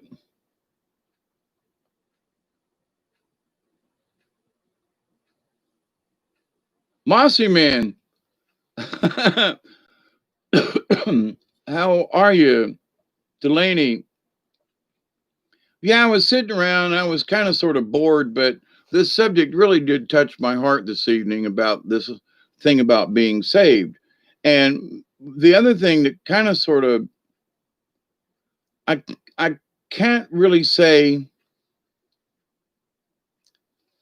that it troubles me or bothers me, but at the same time, it made me think.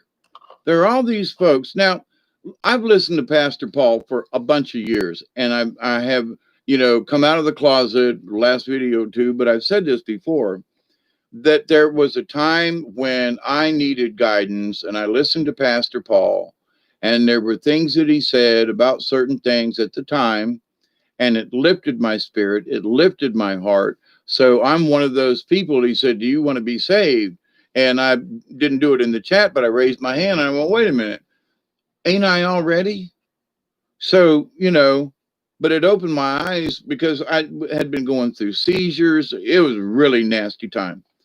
But so, people want to, Pastor Paul this and Pastor Paul that, blah, blah, blah, blah, blah. But to the people who are seeking something, and as I've stated, he's helped me out back in the day when I couldn't see anything. And it made me realize, wait a minute, I already, have this connection with Christ and Mother Mary, but I'm not paying attention to it. I'm not living it. I'm not allowing it to happen. I was not accepting and receiving the gifts, the healing, the knowledge, and the wisdom from the universe. And I went, whoa, it's already there. It's been around me the whole time. I've been in and out of this thing over my lifetime. And here I am wanting to know. Here's Pastor Paul asking me if I'm saved. And I'm thinking, wait a minute now. In his viewpoint or in mine? Or in, have I been saved from all these tragedies? Have I been saved from, wait a minute now. What does this mean? So I've had this conversation years ago. But after 5 or 6 or 7 or 8, it's been a while since I've had this conversation. I'm looking at it now from this point of view. From years later, more wisdom, more acceptance, more teachings to me and my conversations with y'all, which any good teacher learns from his pupils or her pupils, their pupils. So consider your own soul, regardless of what anybody else thinks.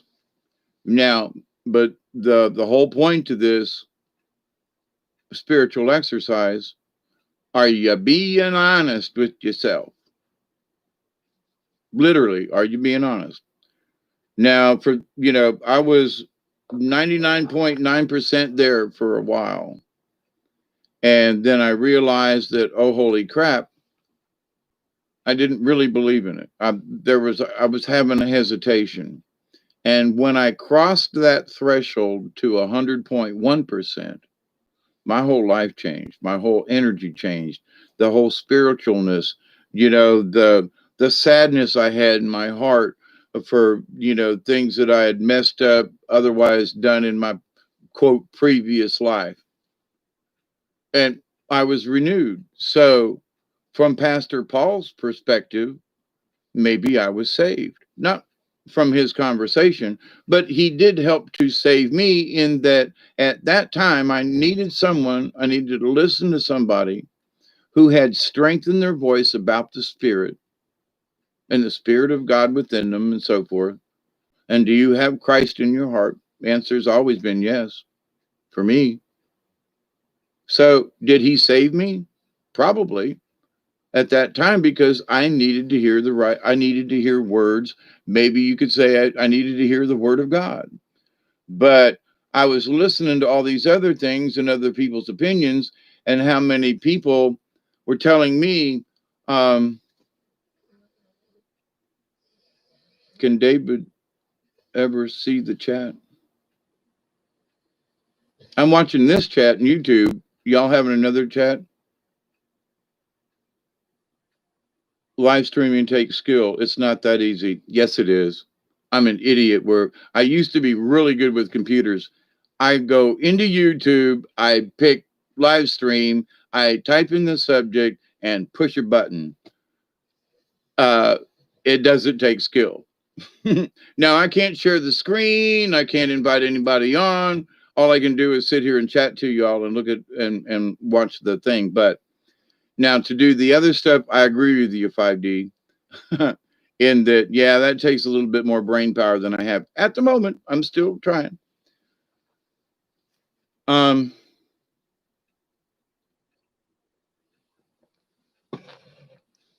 So in that scorecard of being saved and getting into heaven, it depends on your perspective of what being saved means. So I was thinking about all these people in the chat room tonight on Pastor Paul's show.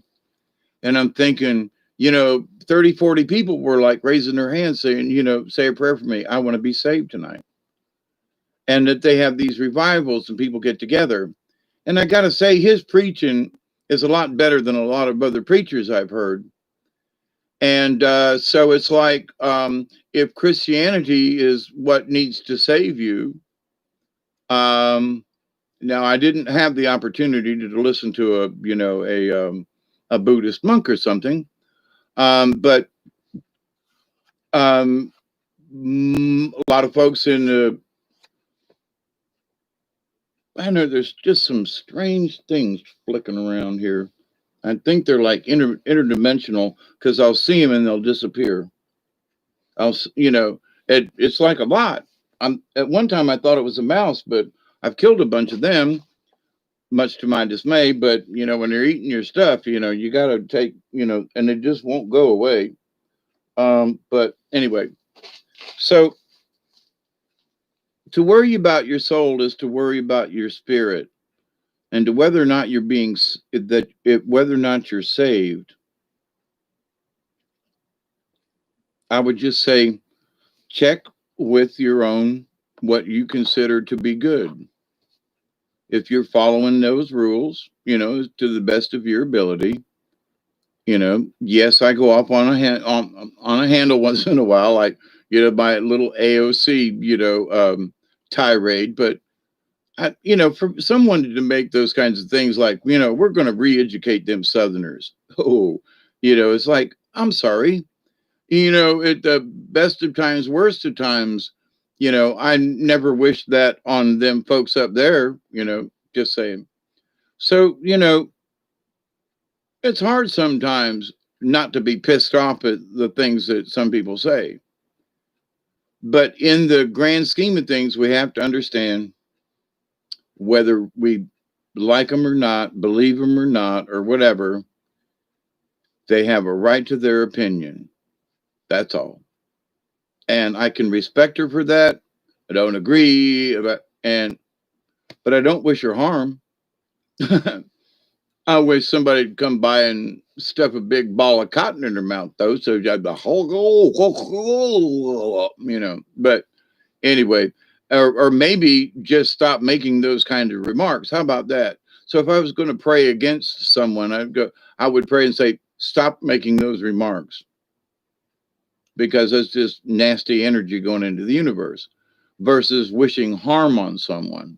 So I might pray, that AOC will stop using those kinds of language, and stop wishing harm on other, to stop it, versus to harm her, kill her, or whatever, that she would just stop doing what she's doing. So, is that a bad thing? I don't think so. But at the same point, I don't want to spend any time on it. When I look at it, I see it, I mention it as, well, okay, she's got her opinions. We'll let her go with that. But it, but at the same time, now this is not my opinion. This is fact. If she were to come down here, I'm telling you, these women down here in South Georgia, they would eat her alive. To me, that would just be funny. I wouldn't try to step in. I might go, hey, now, y'all don't hurt her too bad. Yeah, did you hear what I said? Don't hurt her too bad. Don't hurt her too bad. Don't get blood on yourself. Make sure it stays on her. I mean, I know I'm being satirical, but these women down here, they'd take care of her.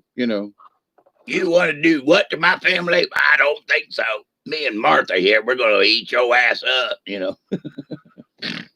And some of them talk like that from smoking all these years. But anyway, listen, I love you all. It's been an hour and 45 minutes. And is Michelle in the house? Did I miss?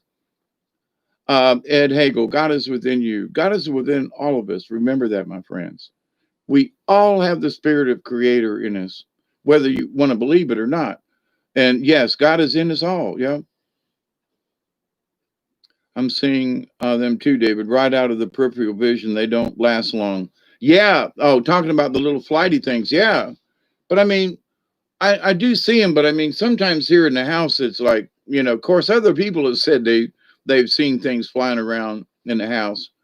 And I remember I did a video a while back where, there were orbs literally like flying around between me and the camera right on the screen. I was like, what the hell? A lot of other people saw it too.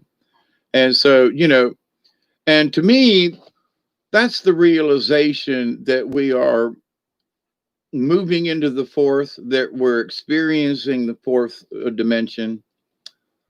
And that's the breaking of the veil and all that kind of stuff, through prophecy. Now, I'm not so much on believing all this prophecy and rhetoric. Um, but those folks wrote the book, and those folks who wrote the book want this to play out like it's a Stephen King novel, okay? And so, just like the movie that's, the new series, The Stand, I remember there was a movie way back about The Stand, but it's not the same thing. And I'm like, wait a minute. But they did this movie, but didn't they do? Oh, so this is a in the advertisement, one of Stephen King's uh, um, different look at his novel kind of thing, perspective. Anyway, but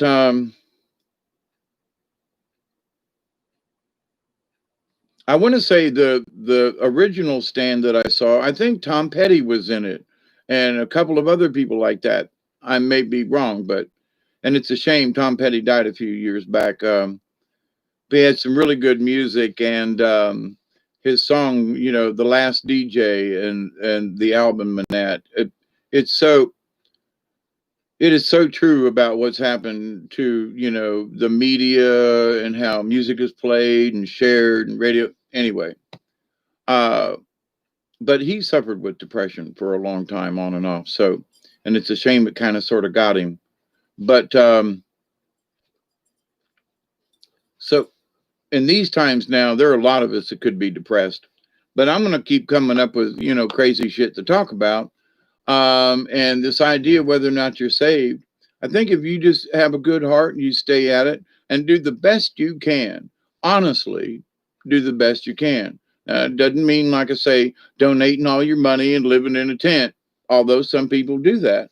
That's not necessarily necessary, but be the best that you can be and be honest and truthful and, follow the number one rule: do no harm, you know?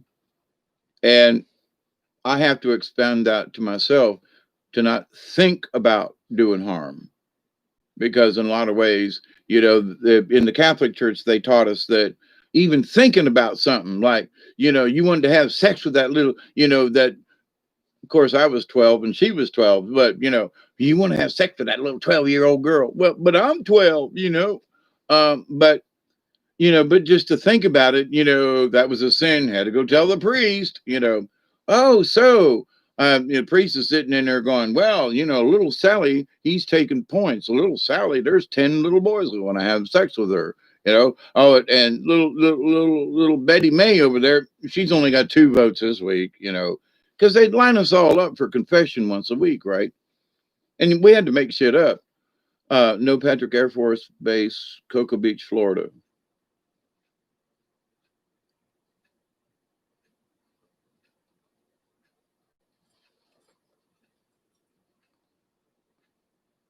May 1,000 sandflies find a nest of comfort in her underwear drawer. Sandy, or as you'd call her, AOC, just kidding. Gotcha. Uh, Sand fleas. Camp June. No, Patrick Air Force, Cocoa Beach. Yeah, I know where that is. Been around Cocoa Beach. Been around Sumter. I went through Biloxi years ago, but anyway, we've got to the west of us, Fort Rucker, down in Florida, Tyndall Air Force Base, and a couple others. East of me is Moody Air Force Base in Valdosta, and it takes up a big area. On the coast over there is north of Jacksonville, but in Georgia is that submarine base, and then Jacksonville's got Jax NAS, and my brother was stationed. Well, he in port. He was on the Lexington. And then you go a little further north, and I think it's Fort Stewart, which is over around Savannah. So, and then you go north of here, up around Warner Robins, there's whatever that Air Force base is up there. But anyway, yeah, kind of surrounded around here with stuff too. I mean, not crowded, but it's around. Had some really big helicopters, the two-blader ones, flying around. And there was a lot of booming, as I said earlier on the previous show today. And I mean, literally shaking the ground. It was odd. I haven't heard anything recently, but like I know I heard at least 6 to 8 of them, maybe even 10. But I would say 10 because when I was out splitting wood before it got dark and before I started the video, yeah, I heard it several times. Then I came in the house and heard it a couple more times. So, but anyway, and off in the distance, but really loud. So don't know what it's going on, but anyway, it's been going on. Intense times. There you are, Michelle. See, I came back on for another hour and 50 minutes. There you are. Altera, I thought this was a Bible study, but you all look all right. Thanks. Sort of a Bible study in a way. It's a discussion. If you just joined us, more of a discussion. I mean, I believe in a lot of stuff in the Bible, and I believe there's some good stuff in there. But all the Old Testament and Daniel said this and that, I take it with a grain of salt. Okay. I don't have near as much faith in the Old Testament and some of those things. And because people are always trying to make those prophecies come true. And they've been trying to make them prophecies come true ever since them prophecies was made. Okay. So it's like, if it really shows up and it's like, wow, that's it, I'm there. And I have done previously, 2 years ago, probably, discussions on Revelations. I absolutely believe that we're in the end times, but it's also the beginning times. There's a lot of stuff in Revelations that has, in my humble opinion, has already taken place. It's already here. We're seeing it. The Pope was, taken over by the Jesuits. And the Jesuits, have a tendency to lean towards the dark side, always have. They start wars, they do things, but here recently, if you just got here, Augusta has a big post. I'm in Georgia, Barry. I'm a guesting. I don't know if we're in Augusta anywhere else, but that the Pope and them are literally scared out of their pajamas right now over whatever this evil that is either here, I believe it is, because they've already talked about it, and what this entity can do to the entire planet, kind of thing. So I'm not going to be scared, but I'm damn sure going to pray against it. Don't want no woolly buggers coming my way. There's enough of them already. But we just have to take into consideration, each one of us. There are good messages in the Bible to me. Now, I miss my old Douay Rheims Bible. And my online source for the Douay Rheims is no longer available online without signing up for this really crazy app that wants to change the words. It allows this thing to change words if necessary. No. You ain't installing that shit on my computer. And it was a reputable site, a Bible study site. I am not read that EULA, you know what I mean? So, but anyway, so I take the step that I've got an older version.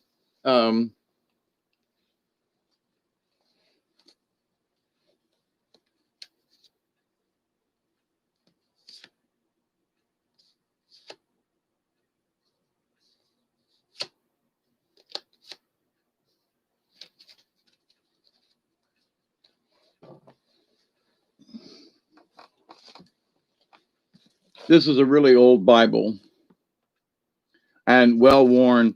A lady in Meigs, when she died, her family got together and had an auction. And a friend of mine was an auctioneer at the time. and him and his company, they were auctioning off it was an estate sale. So I got this really big steamer trunk, and she kept music in it because she was a music teacher. And in that stuff was this Bible, um, that was her Bible for years and years and years and years. So it's like I can almost feel her handprints on this Bible. It talk about well worn, well used, and whatever. So I would, if you have the opportunity, any King James Version Bible after that was printed after 1984. I've done this research. I've compared the Bibles, and anything printed on or after 1984 is suspect to have changed, even from the uh, original King James Version. So there are every single church, they print out a King James Version. It does not necessarily mean all King James Versions are not the same. I've proven it too many times by showing different verses from different um, uh, uh, printings of the New King James. The New King James. Well, wait a minute. Why does it have to be the New King James? Give me the old one. I want the original, not what you all interpreted and put into this thing. So, but anyway, so when I want to read something out of the Bible, I go back to and the oldest Bible that I can find, and in my possession right now, it's this King James Version. But how old is this thing? You can barely read the top of it. It just says Holy Bible.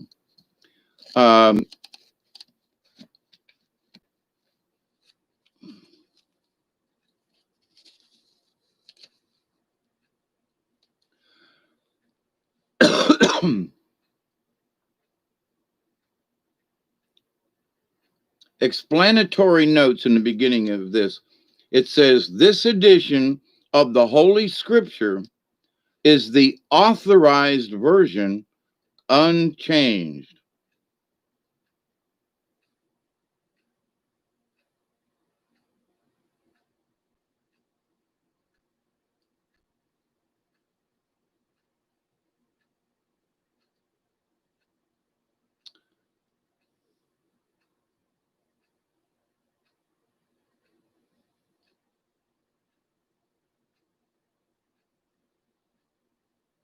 Modern Christianity is striving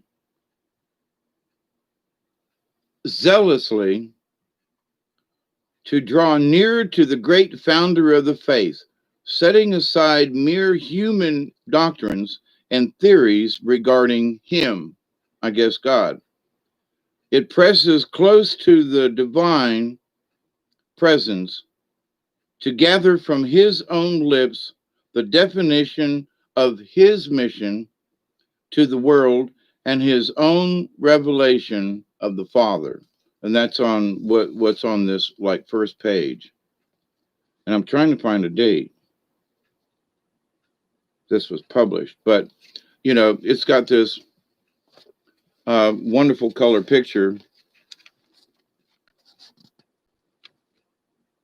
here in the front. Jesus loves the little children, all God's children of the world. And I'm looking at this other Bible, and it's not near as thick, but it was printed in 1984.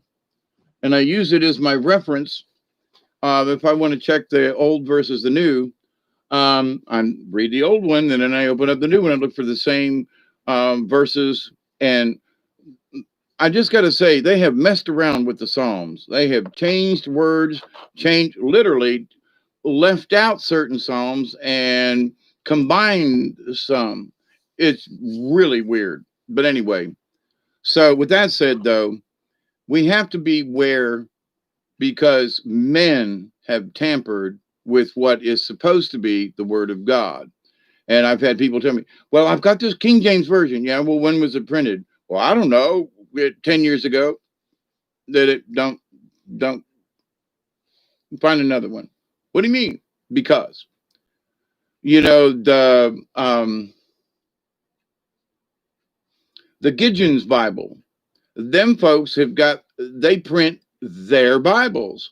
I can't say the Mormons, but those folks who use the King James Version print their own version.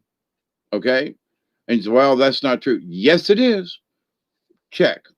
There's 50 different versions of the King James Version. So before you go saying you believe the Bible, you got to ask the question, which one? Which version? The Catholic Bible, several years ago, Francis said, everybody throw out your old Bibles. They're no good anymore. We've got the new Catholic Bible. And I hated reading it. I was like, oh, let me compare this with my old Catholic Bible. Nah, don't want it. Don't want it. I want the original, the Douay-Rheims version that goes way back, the version that King James took his Bible from. Okay. Go back to that one before King James made his version.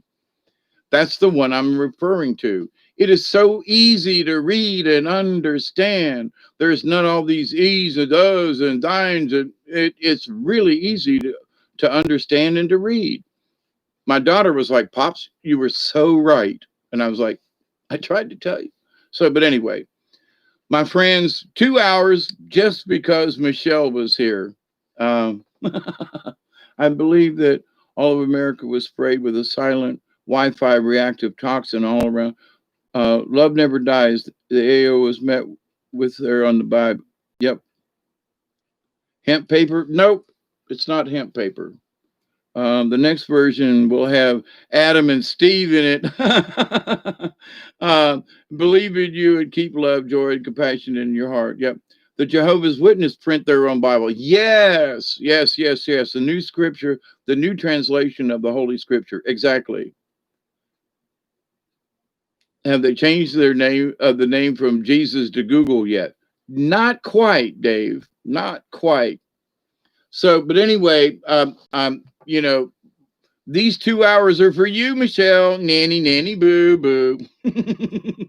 I love to hang out with y'all. And knowing that, I'm not trying with this idea of being saved in a discussion about the Bible.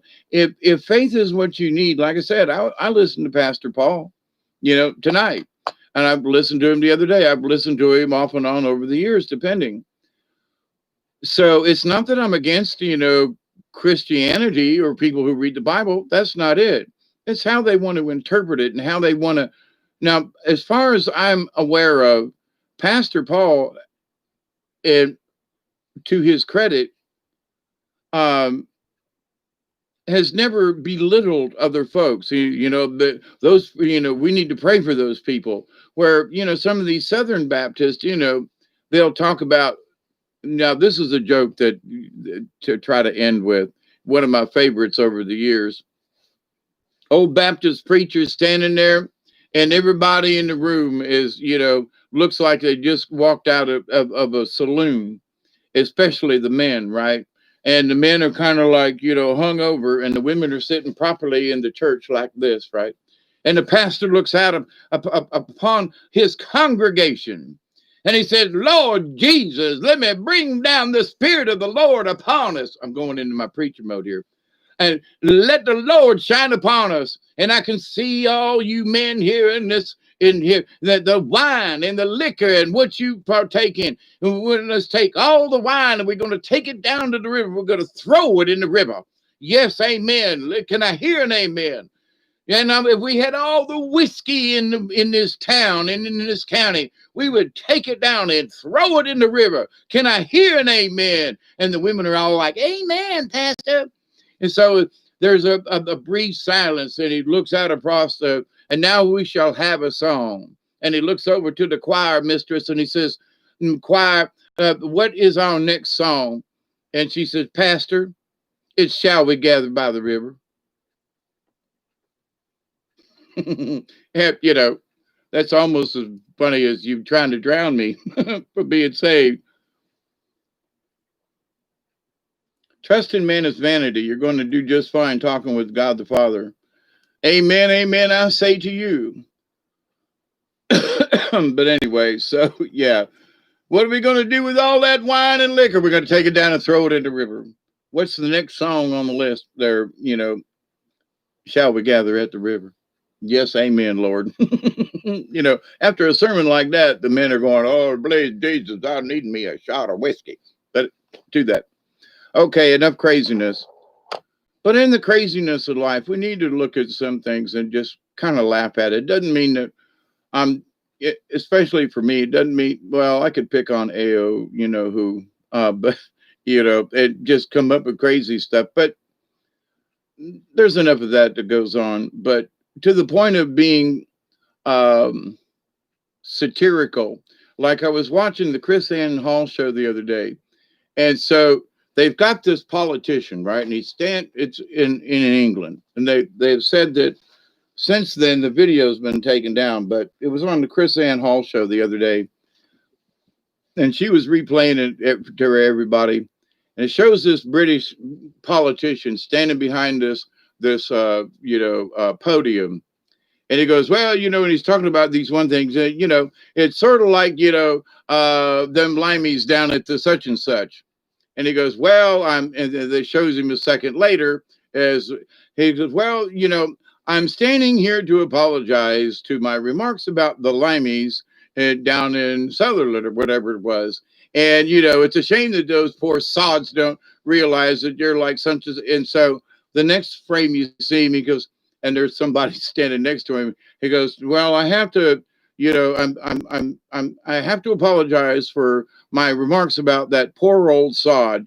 It seems like, that they were drunk and blind as a bat. And so the next thing you see, there's a blind person standing there, and he's like, I'm here to apologize, for the remark I made about to the blind people. And it went on and on and on and on. And finally, it was hilarious, right? So it just shows you, and they took it off. Why? Because it was like a skit from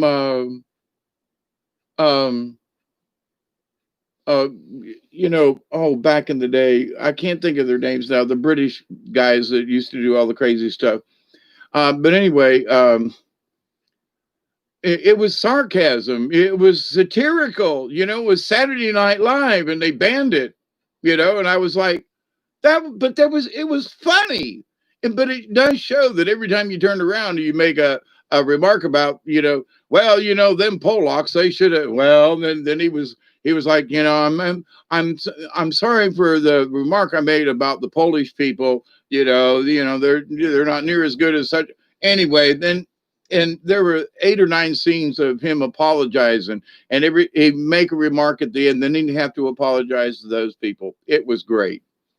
So, sardonic.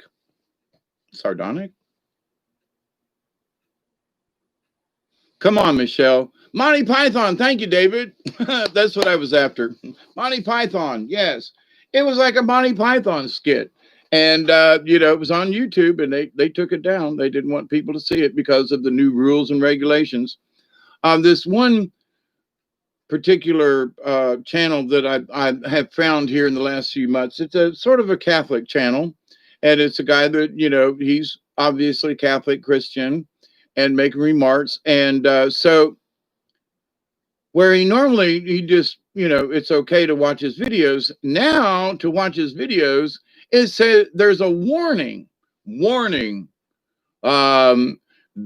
content of this video may upset most people. Do you wish to continue? And it was like, what the hell? And of course, he was talking about the Trump thing and some things about this, but having faith, and regardless of what happens, that we should all stick together and stick with the Lord, and it was like, and lots of comments were like, why do I have to agree to watch this stuff? Because YouTube, a Catholic channel, YouTube said, sorry, this might upset some people. And you have to click OK if you want to continue. Oh my God,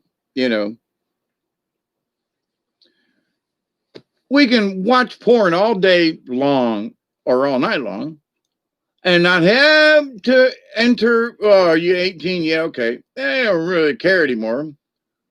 So it's free, it's all over the place. But if you want to hear a Catholic person's point of view on current events, you have to accept that, oh my God, the content that may come might upset some people. Wait a minute. What? Oh my God. Literally, has this gotten crazy? Yeah, which giggle there, Sarah? I got a couple of them. I got a cackle that sometimes will, you know, people used to laugh at my laugh, which is okay with me, because back in the day when I did a lot of comedy and puppets and all, it was all about comedy and trying to, to bring forth a laugh because, life can be a real turd knockers, and yeah. So let's talk. If it's really crappy, then let's have some poo jokes. Winnie the Pooh. Seriously, they couldn't have thought of another word than poo to go with Winnie. Just saying. Does that mean the little bear? The story about there's an old joke. Rabbit's hopping through the forest and he's eating some greens along the path. And all of a sudden he hears bear coming, and little rabbit scared to death, big grizzly bear. And bear comes up and promptly kind of throws his hiney over a log and takes a dump. And rabbit's just sitting there just terrified. And bear looks over at the rabbit and he goes, "Hey, rabbit." He says, "Does poo stick to your fur?" And little rabbit goes, "No, Mr. Bear." And bear looked down and said, "Good," and used him for toilet paper. So, but anyway, I told that joke to an old Southerner, and I thought he was going to literally uh, poo himself on the spot. He told me later on. He said, "I think I tinkled in my underwear," and it was anyway. Um, if you wash your feet, forehead, and temples uh, temple time and temples times a day, and take soap, toxin. It's a Christian instruction on how to poop. Oh, you feel your your IQ increases as you poop. If you do, yeah, do right. And so I'm going through alcohol withdrawal. Got any tips? Um, I said 3 times Altera without I read into it, I guess. Um, Alcoholism. I talked about that the other day, kind of, sort of, but I suffered from alcoholism quite a bit there, attached. And to the single point that was most beneficial to me was saying no more. When I said, okay, that's it. But if you're not ready to say, okay, that's it, then you're not ready to give it up. And I blamed it on the alcohol. But the bottom line was, I didn't want to give it up. So you have to look at yourself in the mirror, attached, and ask yourself, and you got to be honest, and people say, well, I fell off the wagon. No, you didn't. You weren't really on the wagon. You just told that to yourself because that's what you wanted to hear. Well, I'm going to quit drinking until the next time. Now I got a bottle of Jack Daniels sitting right up there, and it sits there to prove to me that anytime I want to drink, it's right there. But I choose not to. So, attached, I've suffered with this for a lot of years. A lot of years. I mean, there was a time when I was working on the carnival through the entire day and an evening, literally could drink almost a case of beer myself. Okay. One or two an hour. So you'd be up during the day and working on your rides and all that. Then sundown comes and, everybody had a little paper cup. We all had our little, go out behind the truck and drink a beer. And then, of course, when you got off at night, after working all day and the night into the evening, what the first thing you did? Everybody popped a beer. So, we stayed drunk all the time. It was sort of like a functioning alcoholic. And then on the weekends, or when we had time off, when I was doing parties and plays and stuff like that, it was nothing for me to go through a fifth of Jack Daniels in one or two nights. Tequila, oh my God, I've drank a bunch of them worms. You know what I'm saying? Jose Cuervo, yum, yum. I can't do it now, don't want to do it now, but to the point, you must make up your mind that that's it. And if you say, well, I fell off the wagon, then you hadn't made up your mind yet. And it sounds like I'm being oversimplified, but that's what I went through. And I've talked with a bunch of other alcoholics and, in this conversation. And the bottom line to every one of them was, I said one day, that's it. Same thing with people smoking cigarettes. I said one day that I'm just not going to smoke anymore. And I didn't buy another pack and I quit smoking. Now, it doesn't mean that they didn't have withdrawals or didn't want one down the line, but it's that they made up their mind. Today's the day. From now on. Now, to one of the points I pointed out to some people, what do you consider to be an alcoholic? Now, I had a friend of mine that drank, a third of a bottle of rum every night by himself and snockered every night. For me, it was 3 or 4 beers, right? Maybe a 6-pack or a couple of shots of rum and Coke, or Jack and Coke or something like that. But what I realized is that when I had control, I could say, I want 1 beer and that's all I'm going to drink, and then stick to it.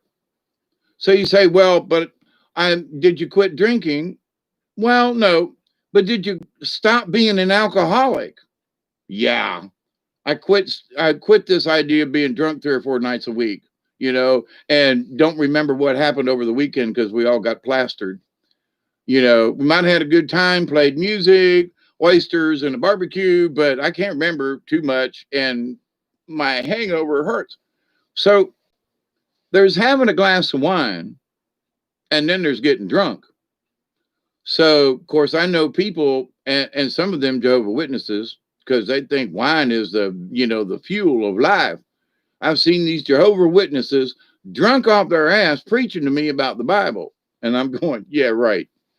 I've quit drinking and, yeah, but you don't believe in the Lord. Guzzle, guzzle, guzzle, guzzle. Will you give me some more wine, honey? Seriously. So, but attached, if you've had enough, then you will, I'm ready. I just don't want to seize up. Been feeling odd and my pupils are big. I got a small cup of gin and I'm just sipping, but I'm just wondering if there's anything I can do to be safe other than the hospital.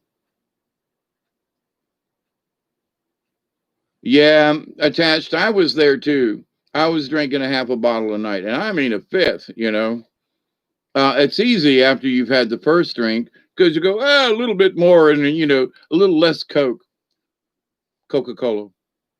Of course, I had Coke back then too. I'm so ready to be done with this. Quitting alcohol was the best gift I've ever given to myself. Me too, Michelle. Yep, a fifth. Right. Yep. And here's the thing.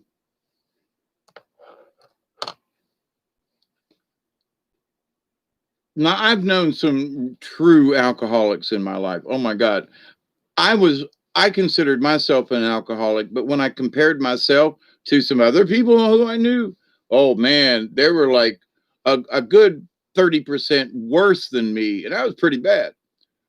So when I started seeing them and I looked in the mirror, and said, wait a minute,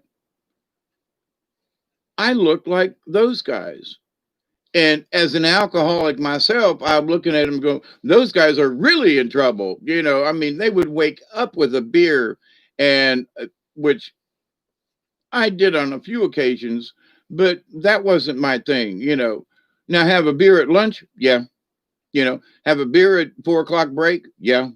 Have a, get off of work and go to the bar and have a few? Yes. Get home and have a few more? Yes. And it, yep.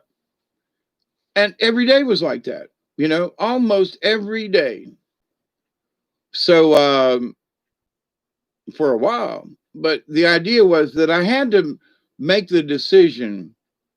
Well, if I go to the bar, I know I'm going to drink more than one. I'm going to say, guys, I'm just going to drink one. Nah, come on, have another one. I'll buy, I'll buy this round. Okay. And then before you know, you've had a 6-pack at the bar. You're really kind of walking, stupid, and you get in your car to drive home. Those were the good old days. So I started saying, nope, I'm only going to go to the bar once or twice a week, not every night. Although I could have, I had the money, and I was divorced, didn't nobody here at the house, so I could have stopped with the guys and had a drink every night. But I made a decision and said, I can and could, but I'm not. But I allowed myself the opportunity to go with them. I didn't just say, okay, I'm never going to have another drink with anybody ever again. I didn't do that. So, but what I did do was I stopped being an alcoholic, but I didn't stop drinking alcohol. Man, those fluttery things are all around tonight. But anyway, so I would start with, if you can't just quit, then cut back. When you go to the store to buy alcohol, don't buy a fifth, buy a pint. And then you can't drink more. You understand? So there are ways that you can cut back without going cold turkey. And what it did for me, it gave me confidence, because I could say, I'm not going to have that drink tonight. Well, I've already had two, and three is my limit, but I'm going to save that third one when I get home. So I started making better choices. Although I didn't quit drinking entirely at the time, I cut back and took control of my drinking. Okay. Now, later on, I realized that was an excuse for me to continue being an alcoholic. But you know, 2 beers a night to me is not necessarily an alcoholic. But for me, the fact that I had to have those 2 beers every night told me I'm an alcoholic, because on Sundays, I would drive to Tallahassee, where you could buy beer on Sundays down there. Now there are places around here you can buy beer on Sundays, but to the point, we'd drive all the way to Tallahassee, and we'd buy a case because everybody needed their own 6-pack kind of thing, you know. But a lot of times we were drunk before we got back up here from Tallahassee. Um, but yeah, it was funny back in the day, from Thomasville to Tallahassee, 319 was 2 lane.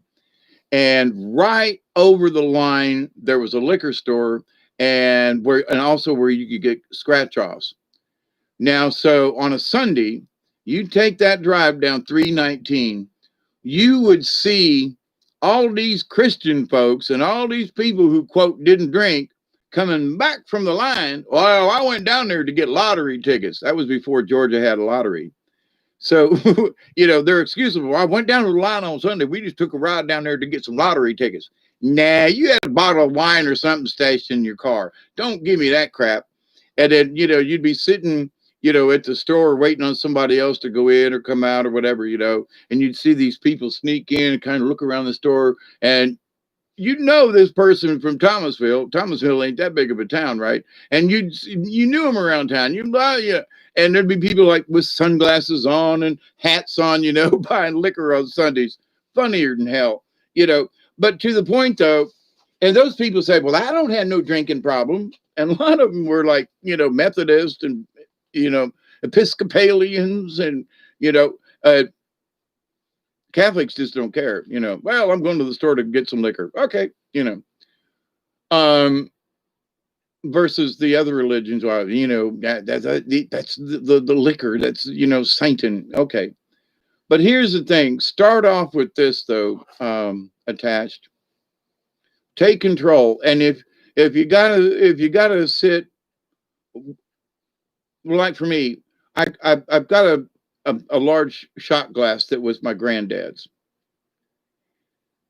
And it's not your normal shot glass. It's almost like two shots in one, There are some shot glasses where it's like, damn, they ain't that's a shot. But anyway, and there's some of these shot glasses are older than me. Seriously, they're antiques.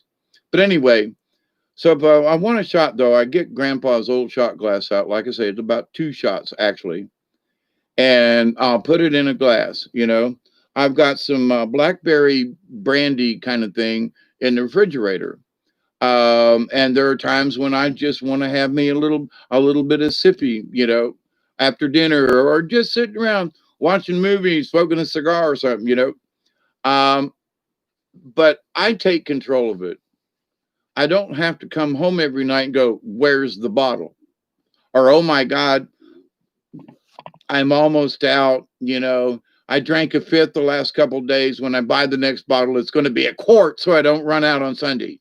That was my thinking. Wrong kind of thought, right? So, but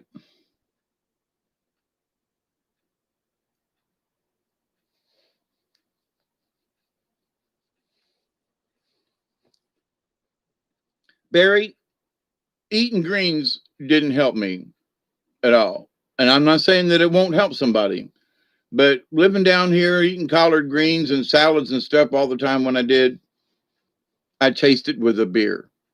Didn't help me worth a do. Just saying. Doesn't mean it won't help somebody else, but my decision to stop was the greatest thing I ever did. But like I said, I made the decision first to slow down. And instead of buying a fifth, I bought a quart. Or I mean, my old thinking was that, well, I don't know if this fifth will last me over the weekend. I better buy a quart. Nah. Instead of that, I'd go, I usually buy a fifth. I'm only going to buy a pint. Because I can get snockered on a pint, But then I realized that I didn't really need the pint, And so, like I said, I've got this, pint of Jack Daniels sitting up there, and I've got some gin, a bottle of gin right over there by the stereo, and I got the cordial, the blackberry in the fridge. So I can have a drink anytime I want to, but it's by choice, not because of my addiction or my previous addiction to it. So people say, well, if you had a drink, you fell off the wagon. I don't subscribe to that. If you wanted, for me growing up, having a beer was, it's cold, you're thirsty, have a cold beer. Maybe a second one. Now my pops, God bless him, if he drank that third beer, he was sitting at the house, But we'd go to I say the country club. It was the poor man's country club. When my pops moved out of Zephyr Hills, he bought this extended trailer thing on a lot at a golf course. He was literally 200 feet from the teeing off at the first green. And so they had this little, they had this little clubhouse. It was just a building. It wasn't nothing fancy. But him and the other guys, after they played their first round about lunchtime, they'd all go in and sit around and talk and maybe have a hot dog or something, and they'd all have a beer, maybe two. But they were hot and thirsty, walking most of the time, and so a beer tasted good. So in that respect, I was proud of my dad. Even he drank right up until he died, kind of thing. But it was only, he had a beer after a round of golf, And so in that, I respected him because he knew how to control, quote, his alcohol to where it didn't become an ism. A tat says it's just night times. What? But that you want to? I'm going to be amazing to overcome this. When I'm sober, is like a whole new world. Yeah, and don't worry about it. Just do it. Well, I've got a craving for a cigarette, or I want to have a drink. So buy one. Don't buy a 6-pack. Buy one beer or whatever. Take it home and savor that sucker. Man, I'm gonna think that this one beer here is a 6-pack, and I'm gonna nurse it and I'm gonna drink it. But to deny ourselves the pleasure of having a drink versus being consumed by the alcohol itself. As soon as you take control over it, I don't know about you, Michelle, or anybody else, but when I gained that control over the drink, and like right now, I could get that bottle down and take a snort if I wanted to. I just don't want to.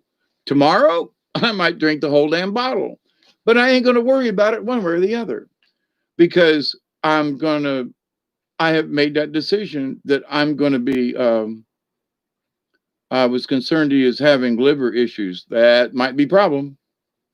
Wait, I missed that.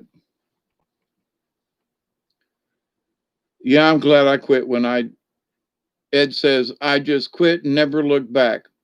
Yeah, mine wasn't quite so easy, but I was able to cut back and cut down and be a lot more, but for me, the Lord told me, you can't have a beer. You can't have a drink. And it would literally make me sick if I had any alcohol. Any. I mean, I would buy the near beer with like 0.8% alcohol or something, 0.5, and it would give me a headache to the point where the next day I would have this enormous, hangover from one beer. And, the Lord was telling me, Dave, you can't have none. Now, I was taking a bunch of medicines and things at the time, so I should not have been drinking. But that was one of the big things. But the fact that it literally made me sick for the least amount of alcohol. Now, since I've quit taking all the medicines, I've had a snort or two of, Jack Daniels or that Boodle's gin that's over there, or some of that, blackberry cordial stuff in a refrigerator, and not had gotten sick or a headache or any kind of hangover, nothing. So Creator was telling me that my alcoholism, which was a beer every once in a while, mixed with my medicines, was making me deathly ill. And I needed to stop. And I just kept making excuses. Well, I'll have a half a beer. Well, I'll just take a slug out of this bottle. It didn't matter. So for me, I really had to get knocked down, kicked down, and it was my own fault because I thought I could get away with I just wanted the taste of a beer. I didn't want to get drunk. Nope, can't have it. So, but to your point, Ed, when I realized that after literally several years of like just trying to have I'll just have a little glass of wine, red wine, white wine, didn't matter, tried them all, because I wanted that little bit of taste of alcohol. I wanted the pleasure of the taste, not to get drunk. Creator said, you can't have none of that shit. Get over it. And I did. But from that point on, I have had a little bit of alcohol since then. Yeah, leads and fuels. It's possible that you felt better from that grain alcohol for a little while. Nobody was sober, not back then, not with lead fuels in the air. Yeah, we were all crazy back then. That's true. I've already done with it, but it's the withdrawal. They say you could have a seizure. Attached, don't worry about it. Literally, what other people say, what happened to me was my fault because I was taking other medicines and I was having seizures. Uh, but just because if your skin smells like alcohol, if other people can smell your skin, I've met these people, you can literally smell the alcohol coming through their pores. Them are sick folk. If you're not that way, those folks need to dry out slowly. To just take them off right away and to not let them have the chance to come down, sort of like, somebody that's coming off of morphine and they put them on methadone. My granddaughter's on methadone, right? Trying to come off of, heroin or whatever she was on. Apparently, several things. And I need to call her too. But you just taking you off of it. I was on phenobarbital for like 15 years. And through circumstances with doctors and issues and stuff, they they took me off of phenobarbital. Like one day I was on it, the next day I wasn't. I started having seizures and foaming at the mouth and withdrawals and shaking, and holy fucking Christ, did I have issues. And then when I tried to tell the doctors, oh, well, phenobarbital, there's no withdrawal over that. You should be good in a couple of days. It took me weeks to come off of that phenobarbital because I'd had it in my system for so many years, and my body said, I want more. And I was like, it was horrible. Barry says, and I am a recovered alcoholic the hard way. Yeah, opiates are insane. Yeah. If it's been an issue for too long attached, listen, there are a lot of us out here. If I'm ever on, you need to chat or whatever, listen, we're behind you. We can sort of be that AA for you. All right. But I'm saying, if you got to have a drink, have one to calm your nerves. But understand, it's when you give up and say, well, I'll just drink the whole bottle. Fuck it. I'm going to drink it. Nah. So, but there are ways that you can contain it. Buy a pint, buy a half a pint and be happy with it. If you need to wean yourself off, then, don't be ashamed of it. That's what people do. Well, I thought you were going to, quit drinking. Well, I am. Well, then how come you got a beer? Because I'm slowing down. I can't just quit. It's been in my life for years, and I got to get used to just only having one or two instead of a 6-pack. I'm learning. Like for me now, I haven't bought any cigarettes in a couple of days. I've only rolled 1, 2, 3, 4 today. So it's like where normally I would have smoked a half a pack over the day's period. So, but I take control and say, but I want to cut back. If I can actually stop smoking tobacco, don't know. But I know I can take control of it and go, well, there's a pack there. I want a cigarette. No, you don't. I'll get a cigarette out and lay it in front of me and dare myself to smoke it. Because it's all about self-control in that respect. I was increased to 60 milligram twice a day, realized they were trying to kill me. I weaned down on morphine. Man, I didn't have morphine, but the phenobarbital in and of itself, I was taking a crap load 3 times a day for my seizure activity. And man, I was loaded up after 15 years, They had me on 80 milligram, was moving to 90, and I said, nope, enough. Oh, you were on Oxy. for 7 years. Oh, goodness gracious. Phew. I've been on some, well, I can't think of the name of them now. They're not as bad as Oxy, but they are, sort of opiated kind of thing.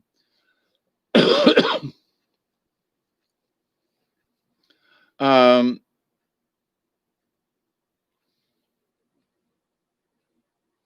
but I still do have some serious pain. I fell over backwards off of a scaffolding about 10 foot up and landed on the crossbar and bent my back backwards like this.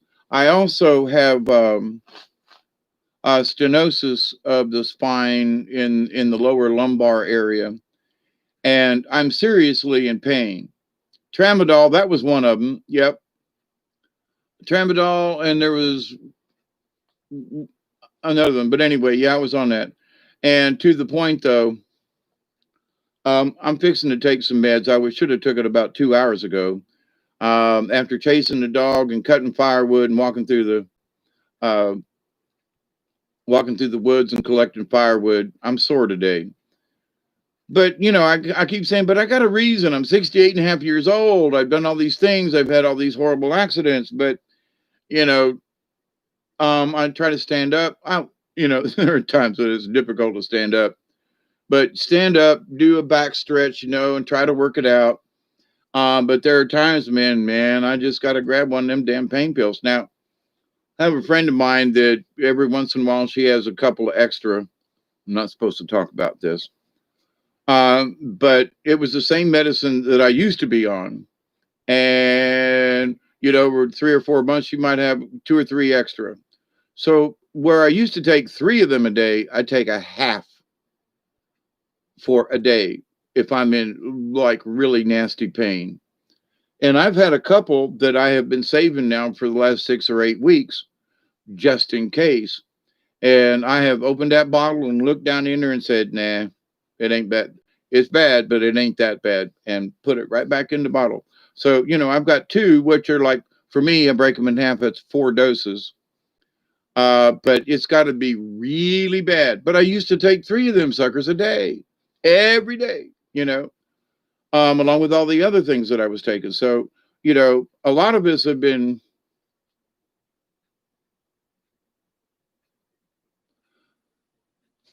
I've been clean, let's see, 5 years. But I'm still taking, ibuprofen, and I still take, because of my insanity in my younger days with cocaine and shit up my nose, my sinuses are ruined. So I have a lot of sinus issues. And so I take a half a Benadryl every 6 to 8 hours, along with 200 milligram ibuprofen. So that's the extent of my pain medicine, unless it's really nasty and I've had a, like crying can't stop kind of thing. Yeah, I had Dilaudid back in the day. Ooh, that was some shit. I heard that keto diet is good for body pain. Um, Thank you, attached. Um, the bones have closed in around the nerve endings, and I understand that they've got procedures now where you can literally go in and come out the same day and have lower back surgery to fix the stenosis. Um, it's when you've got a hole in along the spine, and the nerve endings run through them, and they get clogged with calcium, and they can go in there and clean them out so that there's no pressure on those nerves, and that's what I got. And trust me, it doesn't matter which way you move or how you move, that shit hurts all the way down to your feet, all the way up to your shoulder blades. And when it's like that, it's time for a half a pill. You know what I'm saying? But I've made it all these years without those meds. But today was like really, really difficult for trying to walk around. My back was like, and I said, screw it, I'm going to walk anyway. And I'm paying for it now. I had only the no wearing off. My doctor cut me off, sending me a letter stating I had a personality issue. David, that was similar to me. My neurologist said that. He said, "You're faking your seizures."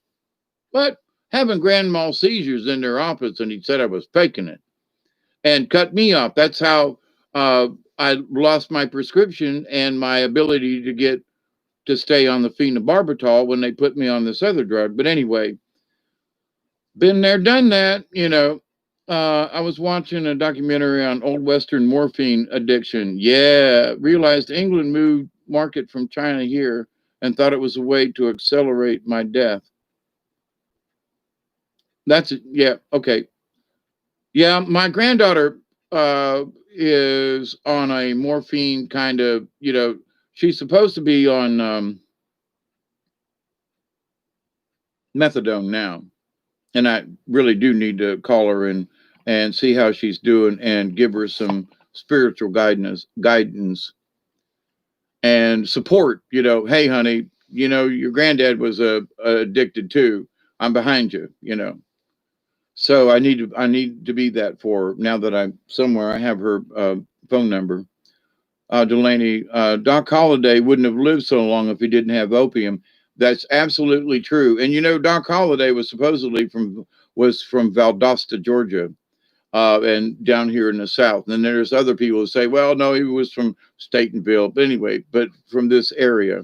And he always talked about Georgia and the South and some of the things. But anyway, but yes, without the morphine, he wouldn't have made it. And for people who discuss addictions, I would say that I use weed in a similar way. In that if I'm hurting real bad, I got one kind that is for pain. I've got some brownies in the freezer that, because it's in the butter state in the brownies, it affects the body pain more. But it is some trippy shit. Now I can't do anything after I eat one of my brownies, homemade brownies, by the way. But but it'll take the pain away. Boy, howdy, So, but do I eat brownies every day? No. But do I have them in case? Yes. So to me, that's using wisely what God kind of put on this earth. He put herb here, and we are the ones that turned it into butter and put it into cookies and snacks. You know what I mean? But sort of like Doc Holliday, there were times, but see, he was a drunk also, but he was on morphine and he was an alcoholic. So, but to say that he became functional with the amount of alcohol and morphine and opiates that he used. So, are we doing the same thing with smoking our weed and eating our brownies when it's necessary and using CBD oil and all that kind of stuff? So, not to say that it's wrong, but there are those who would consider us addicts because of what we do. Is sort of my point. And speaking of addicts, smoke if you got them. It's 3:20 a.m. here in South Georgia. We're having a good talk tonight, talking about the soul, talking about religious thing, talking about being saved, talking about being alcoholics and drug abusers. And let me fill up my poll. And I was typing Doc Holliday's name. Weed is a plant, not a cooked drug. Unless you mix it with butter and cook it. I'm being a horse's ass. I know, Altera. But I was like, yeah, it's a natural herb until you mix it in with your spaghetti sauce.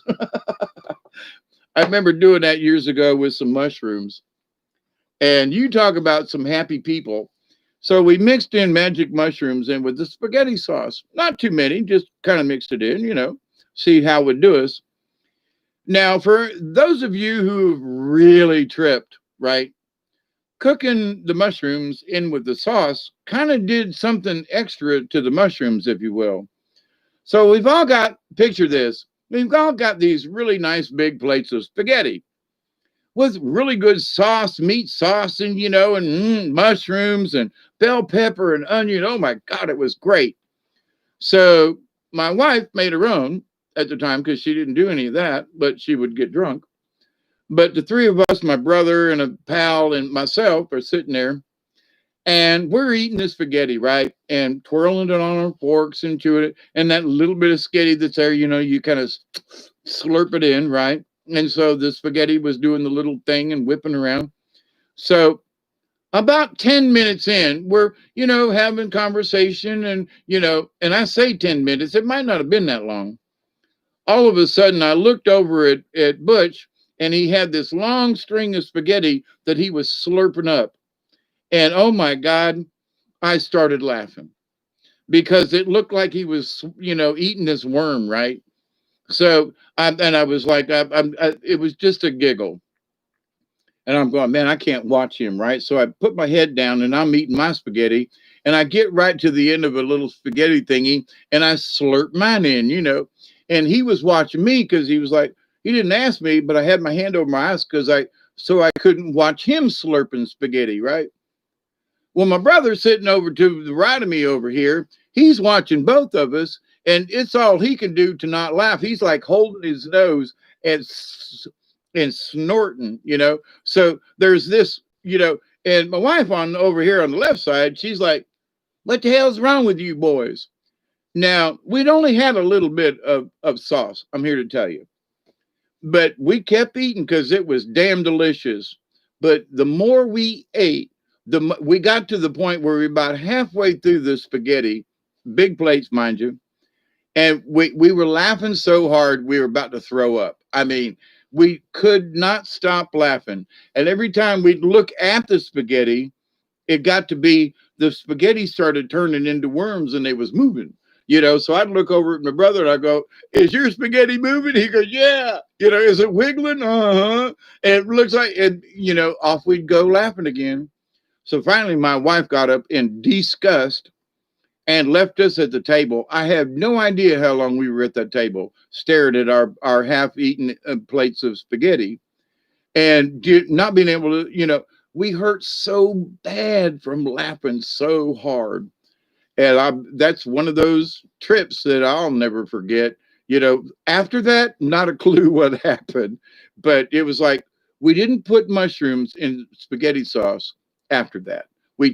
Because we couldn't measure how high we got, kind of thing. But man, that was some good sauce. Just saying. But watching that spaghetti play around, oh my God. I'm calling it a night too, Ed. Thank you.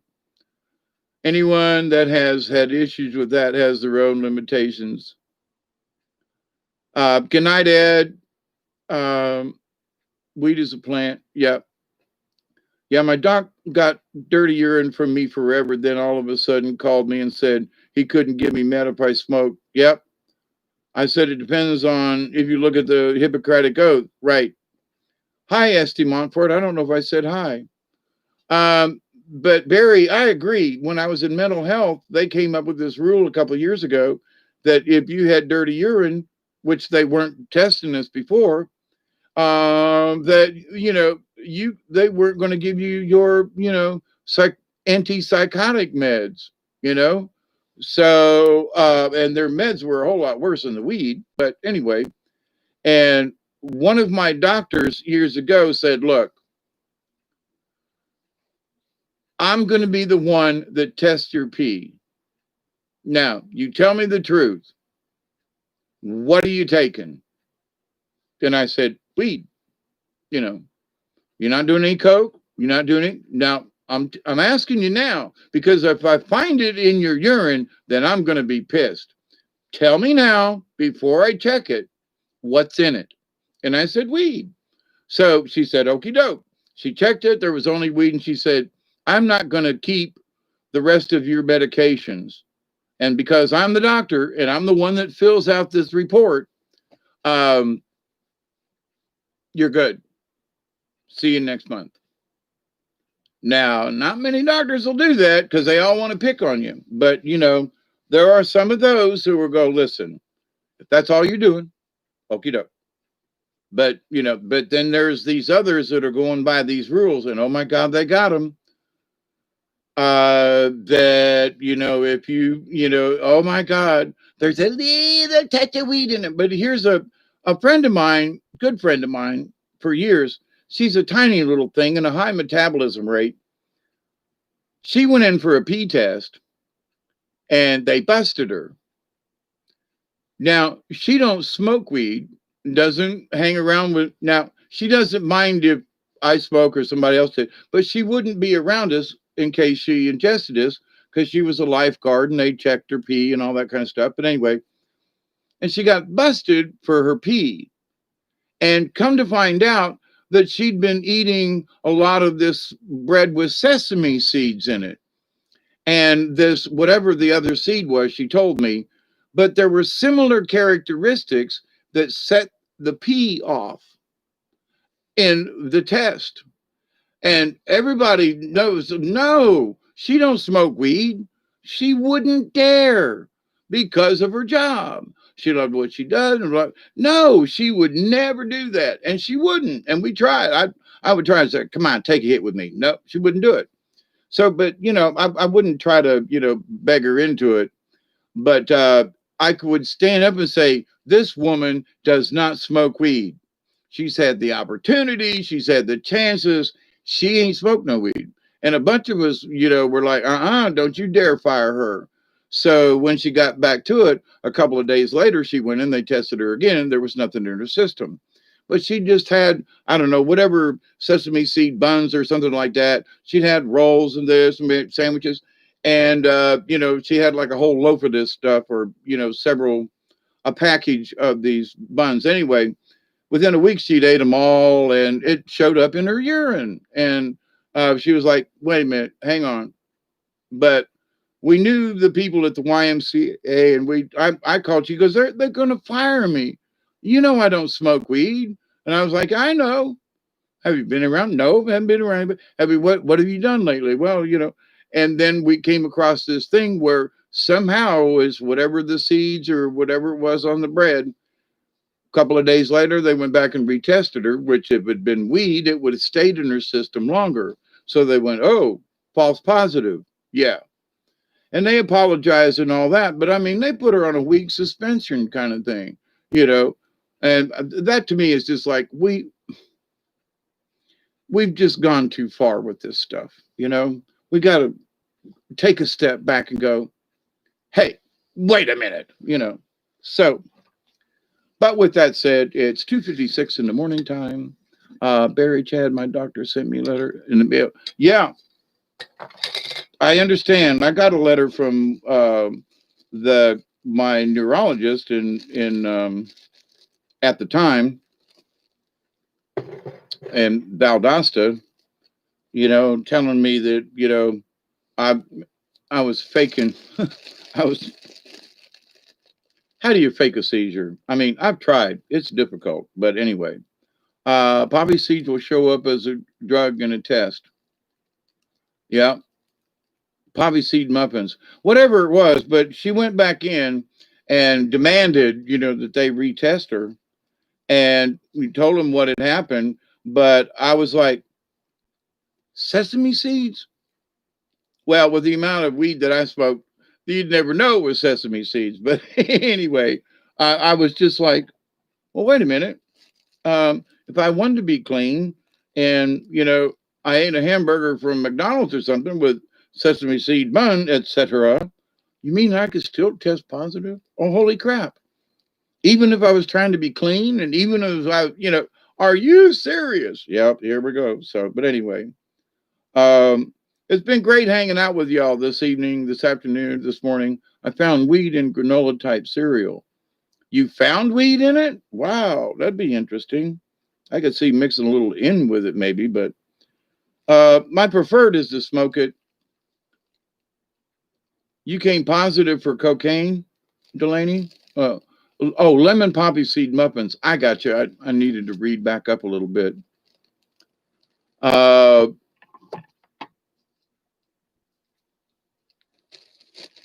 So anyway, Sarah's still in, hanging out. Okay, yep. All right, y'all. It's great hanging out with you. And for you, Michelle, I've almost reached 3 hours. So you've almost got between my earlier video and this morning, you got your 4 hours, honey. I like to pick on you just because of that. Um, but anyway, and like I said, I was kind of bored, didn't want to watch a movie or anything, and I was like, but the subject of being saved honestly came up, and for the first hour or so, I hope that did some folks encouragement to not be worried about it, or rethink it or whatever. So, and the idea of religion and etc. And a glass of wine won't hurt you. It's when you take it. I knew you were going to say that. I just knew. Premonition, or just know you enough. Nighty night, love to all, cosmic hugs. Thank you, Delaney, to you too as well. So, from South Georgia, and we want to thank Bob. I need to have a little bit of coffee here to kind of wash this down. Attached, I don't know if you've been in the house before, but it's good to see you. It's good to have you hanging around. And listen, we're pulling for you, okay? Those of us who have been through this mess, we're pulling for you. And if you ever feel like that nobody cares and nobody's behind, we are behind you. We're behind you. We are. Thanks for the company tonight yourself. I've been here before, just don't chat much. That's okay. But to the point, this is the first time I've remembered seeing your name. Thank you, tuning into Wisdom from the Swamp with Uncle Hawkeye Two Feathers. Thank you, lady. I'm up till 4 a.m. anyway. Who better spend time with? Thank you. Good to meet you all. It's been excellent. Altera, is this your first time or new?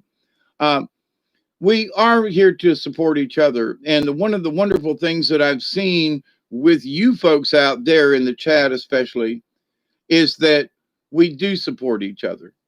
And regardless of what it is, one of us has had some kind of near experience. I mean, Delaney's had her issues, which I didn't know about.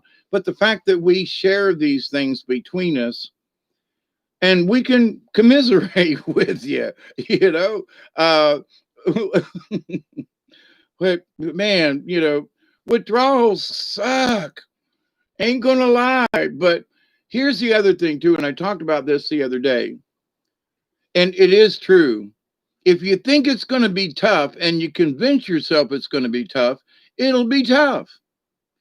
So convince yourself that I'm going to make this, I'm going to do this, versus how tough it's going to be. If you keep repeating how tough it's going to be tough. So keep that out of your vocabulary.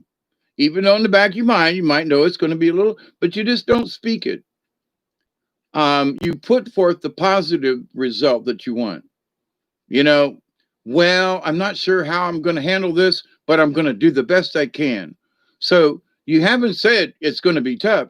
You've said, I don't know how I'm going to handle this, but I know I can do it. So it's leaving it as subjective. But if you go, man, I'm, giving up cigarettes or giving up drinking, man, it's going to be tough. It's going to be, you just convince yourself.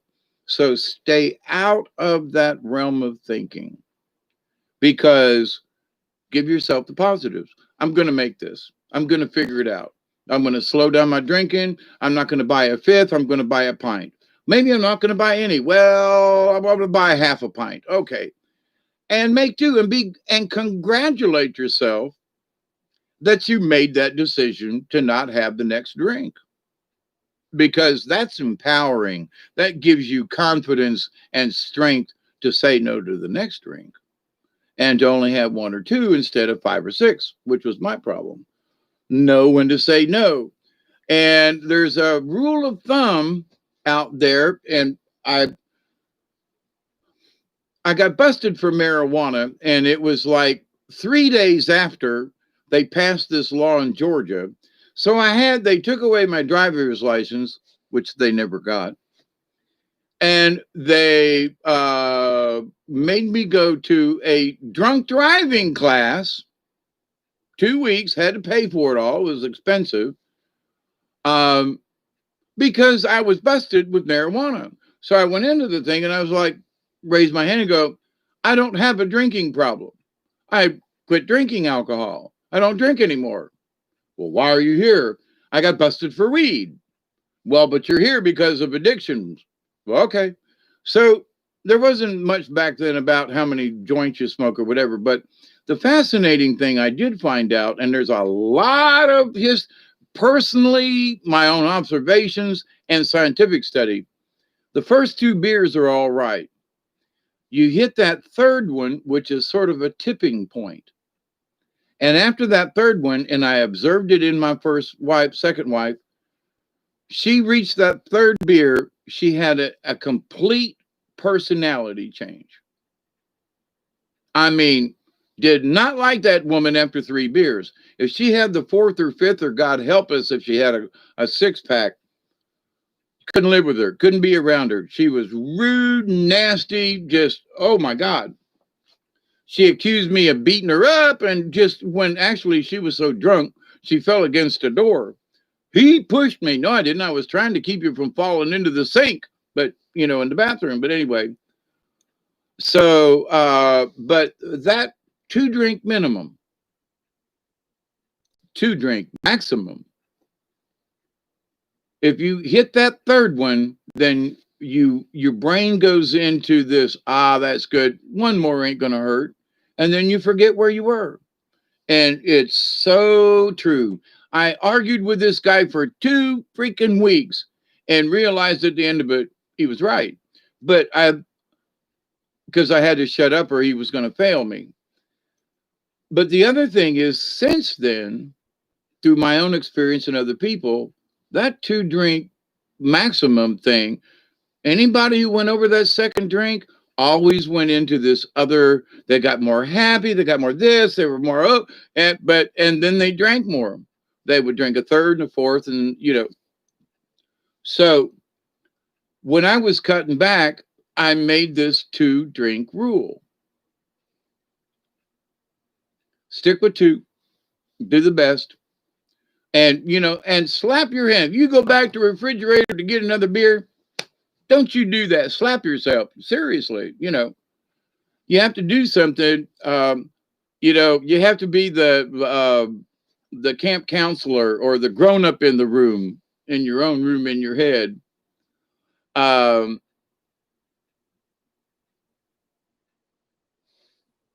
What's this? I consider a productive evening if I don't get a call from my great aunt's neighbor stating she is running down the road naked. She's 102. God, I hope I make it to 102. And if I do, I will run naked, at least on the property. But yeah, why not? That 2-drink rule is legit. I've done it before. And yeah, it works. Exactly, attached. You got to stick to it. That's the whole key. You make your mind up. I'm only going to have 2. I went without pain medication after breaking my foot. Doc said 6 months to heal. I meditated and healed in 1 month. The doc freaked. Yep, that'll happen. But different people heal at different rates too. My friend up in Tifton, who recently was in that accident and broke his foot and everything, he's going to have to wear this brace for another 6 to 8 months and possibly a year. Because of how it was broke. So, but between you and me, not so much positive energy, in the meditation area. Just saying. So I love him and I give him encouragement, but he will probably heal slower than some other people. Just saying. Okay. Smoke if you got him. There's one for the road.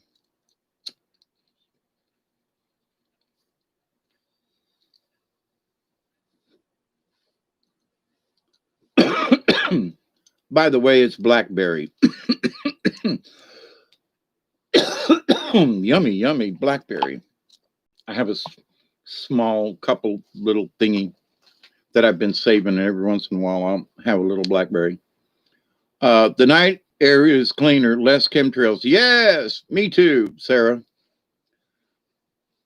I've worked second shift and third shift all my life. As a growing up as a carny, you're always, no matter what day of the week it is or whatever, uh, you know, the rides don't shut down until 11 o'clock or 12 or 1 sometimes on the weekend.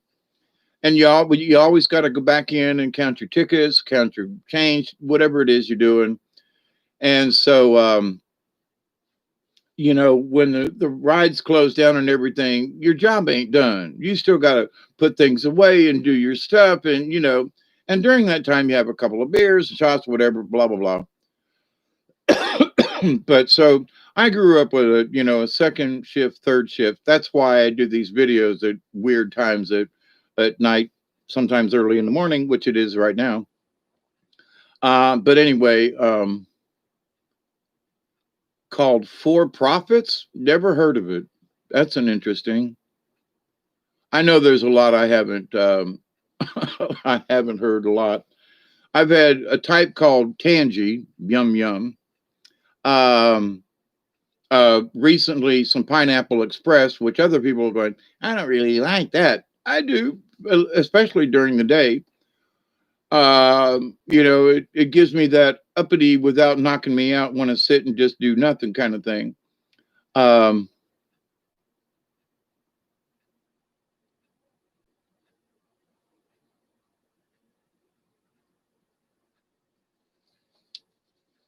but one of the recents has been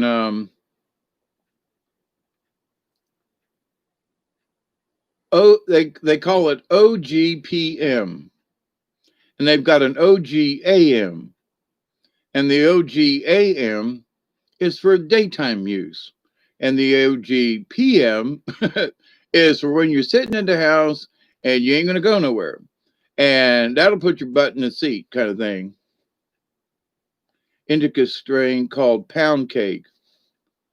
Uh, I don't know if that's the same, David. Tangy is good. Oh my God, yes. Um, a friend of mine found out that I had some, and it's like not an everyday thing. Maybe once or twice a week, I'll do a bowl. And he was like, "Man, would you come on, smoke some of that? You still got some? I know you do. I know you got some hid back." And I was like, I didn't really want to tell him, but I was like, "Yeah, we've been friends for years." So I was like, "Yeah, I'll share it with you." He was the guy that had the lawnmower fall on him. I mean, the man died 4 times, and he came back. They said he probably wouldn't walk again, and he walked in my house, him and his son, the other day, to sit down and have a little powwow. And I had a chat hadn't seen his son in quite a while, and of course, it was a little bit of Tangy. But a man that comes out of 2 months of being in a coma to walking 2 months later where they said he wouldn't, he's a Marine. But he's also got this, I'm going to do it. The hell with what the doctors say. But anyway, Blue Dream, awesome. The Blissful Wizard is a hybrid strain that is the best I've ever had. Uh,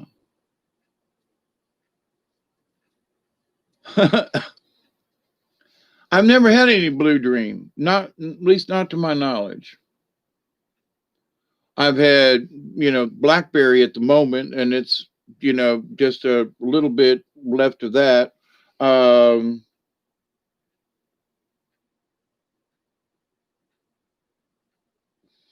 oh, we had something Girl Scout cookie something, and that was some stuff. That was some good stuff.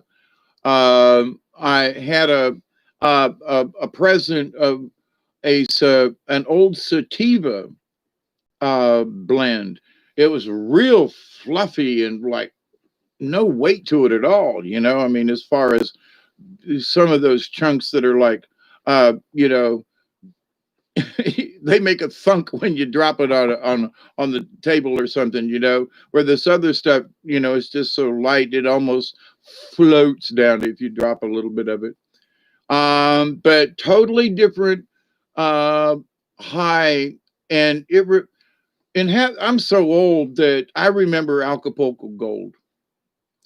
I remember, you know, for where I lived in Florida, it was the Gainesville Green and Tallahassee Two Toke. And we used to be able to buy, we could buy Gainesville Green because of the university there, the Gators, Florida, University of Florida versus Florida State, which is Tallahassee. But you know, we were when I lived in Tampa at and I had rented an apartment down near MacDill Air Force Base, and I knew some folks who were in the Air Force and you know worked on base but came home at night, and they brought in some stuff from Vietnam. They brought in Thai sticks, and they brought in this whatever this Vietnamese kind of ganji stuff it was. Oh my God. It was like smoking pure opium. And they, the trick was back then, it was a really small bathroom. And so four of us get in the bathroom and light this Thai stick that looks like one of those yard scent things, you know, the keep bugs away, you know. And we lit that thing and stuck it in the sink right down the hole. It was just sitting there, and we're just, you know, smelling it in and hanging out in there. And I mean, 5 minutes later, I literally, no, I've had acid. I've had purple microdot. I've had, you know, blue sunshine. And I've had, you know, four-way hits of, you know, white sunshine and mushrooms, you know, this stuff, weed, you know, this stick in the bathroom. Oh my God. They had to this one guy who was used to it was literally helping the rest, the other three of us out of the bathroom. We couldn't figure out how to get out. I was like stuck on the towel rack. The girlfriend was, you know, she was between the toilet and the sink, which, you know, was like side by side. And the other one was, you know, was trying to hang from the shower curtain bar, which was not attached. It was one of them spring loaded things. So it's like, oh, holy crap. Oh, David, you live in Ashland. Oh, yeah. I was watching something about, there's a show that's on that uh, they talk about Ashland. Um, yeah, I went that way when I went up into Ohio because I would rather go up that way through Kentucky and Ashland and cross the Ohio rather than go up 75 and through all the traffic in Cincinnati and all that crap. You know, I had either way to go up to see my relatives, and I decided to go up to the Kentucky side and up that way. It's beautiful up there. Um,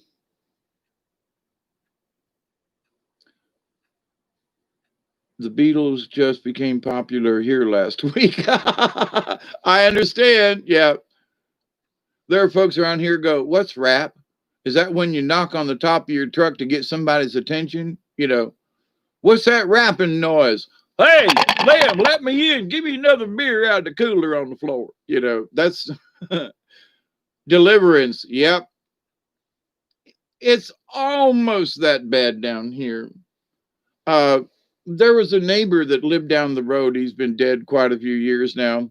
But when I first moved up here back in on this property in 84, he'd come by and he'd come get me. He said, "Come down and I want to show you my goats." I was like, okay. Well, he had an old barn on his property, and I was trying to make a deal with him to tear the barn down for the wood because I've got a lot of tobacco barn wood here in this house and old houses, and you know, anyway. Um, it's legal to grow there in Missouri. Well, that's sweet.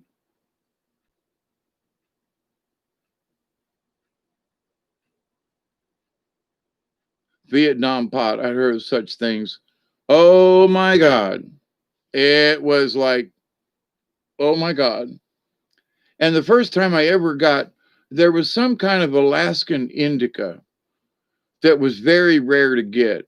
But a friend of mine who traveled a lot and did carnivals and stuff, and she spent part of the year up north and around Minnesota, kind of sort of up in there, Wisconsin, playing with a fair up there. With she had some joints, those kind of joints too, but no game joints and stuff like that. But she came back with this indica stuff and some seeds from it, because back then you actually got seeds with your weed. Find a seed in any of this stuff these days, or either that you just got dirt weed.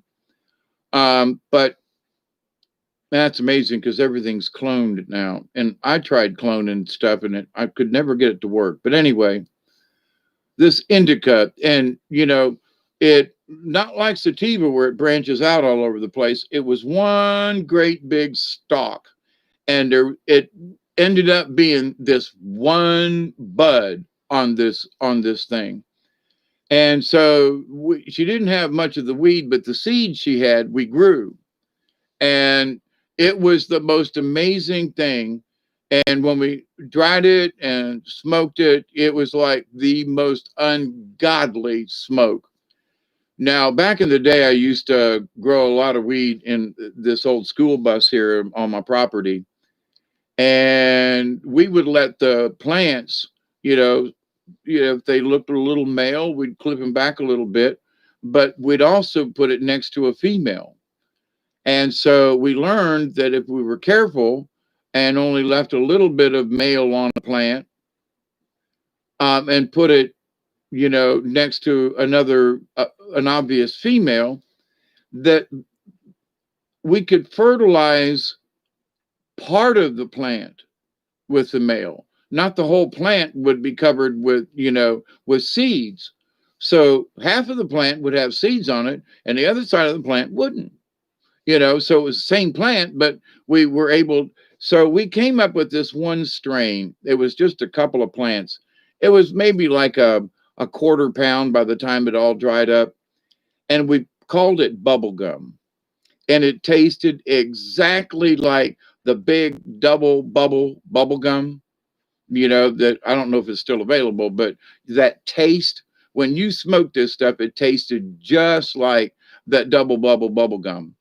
And everybody that smoked it or was around it, you'd take 3 hits of this and giggle, laugh. I mean, it turned on your laugh receptor. Everything was funny. And it's a shame that I still don't have that. Is it? Well, it was our strain. It wasn't, this was back in the 80s. Okay. It was our strain that we grew in my place and another friend of mine's place. And it now, and it was a combination of 2 separate weeds. That's my point in telling you this, but we called it bubblegum weed long before anybody was growing bubblegum weed, is my point. That was our nickname for it. And I don't know if it's anything like what they got now, but it was our nickname because of what it tasted like. But anyway, um, I loved growing it too. And it was, and here's the thing. Back in the day, there were 3 of us that had this consortium. All right. And we would not talk about it to anybody else, but the 3 of us. We were the conspiracy. But my friend Hoyt, who's been passed many years now, my other friend, he was growing in his basement. My other friend was growing in its attic, and I was growing in the old bus. So we were literally, back in the days of when High Times, was a magazine. I don't know what it is now, but there were places in the back that we literally sent to Denmark and to Sweden and over there, and got these reports, about lighting and what types of light did what on what kind of plants and how to clone. I mean, this was back in 84, 85, maybe 86-ish kind of thing. And so a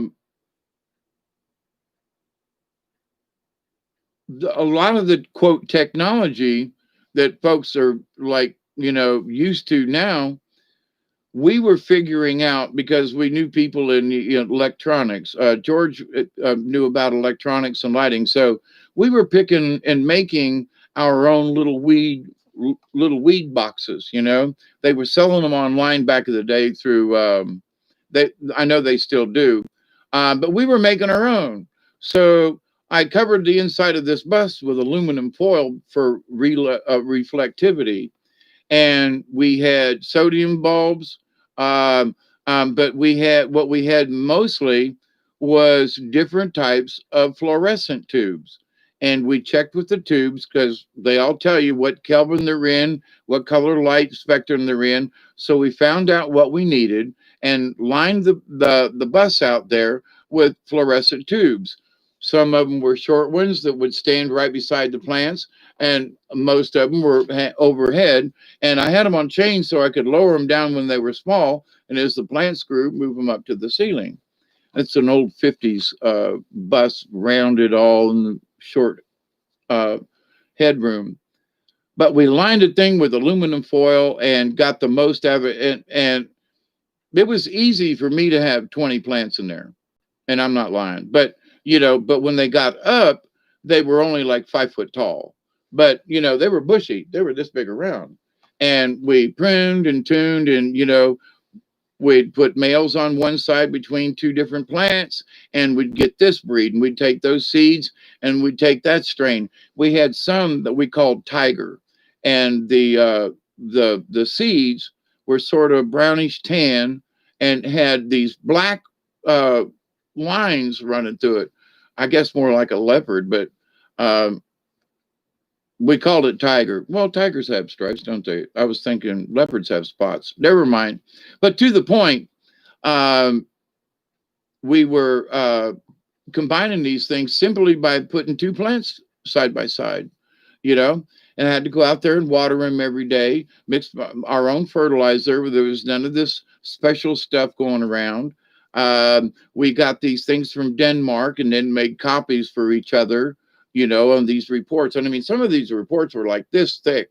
I've just copied paper, but both sides of, growth patterns and how to clone and what to do with this and light frequencies and when and all that, way back before anybody knew about this. So, but the weed that we had was, oh my God, we'd show up somewhere and they'd go, Dave's here, Hoyt's here. I wonder if they got any of that bubble gum. Wonder if they got any of that Tiger. And we never had to buy a drink. And the interesting thing was I refused to sell any of it. And so did my Hoyt. And it was against the law for George to.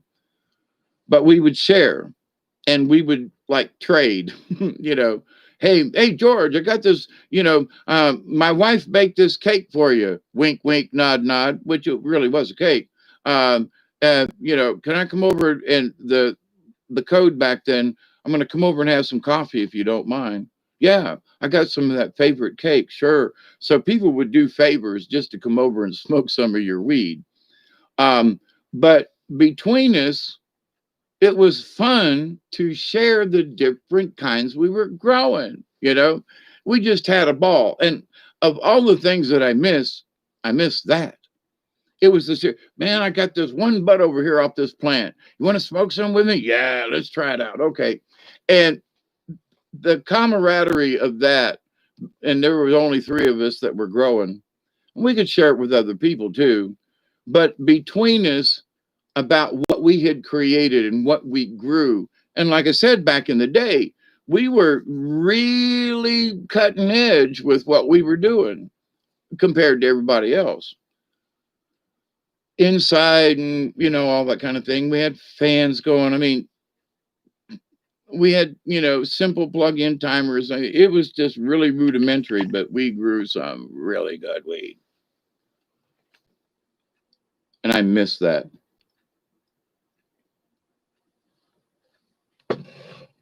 And for a little short story, I was busted here on my property back in, well, let's see, when was it that I lost my license? I was growing weed back here in the back. They had cut all the pine trees down, and So it's basically open.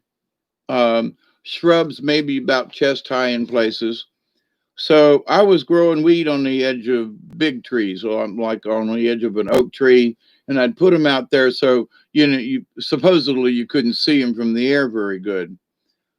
Well, the Georgia GBI, they had Hueys that they were flying really close to the ground, and they still do once in a while, but most anybody that I know of is not going to grow outside anymore. It's inside.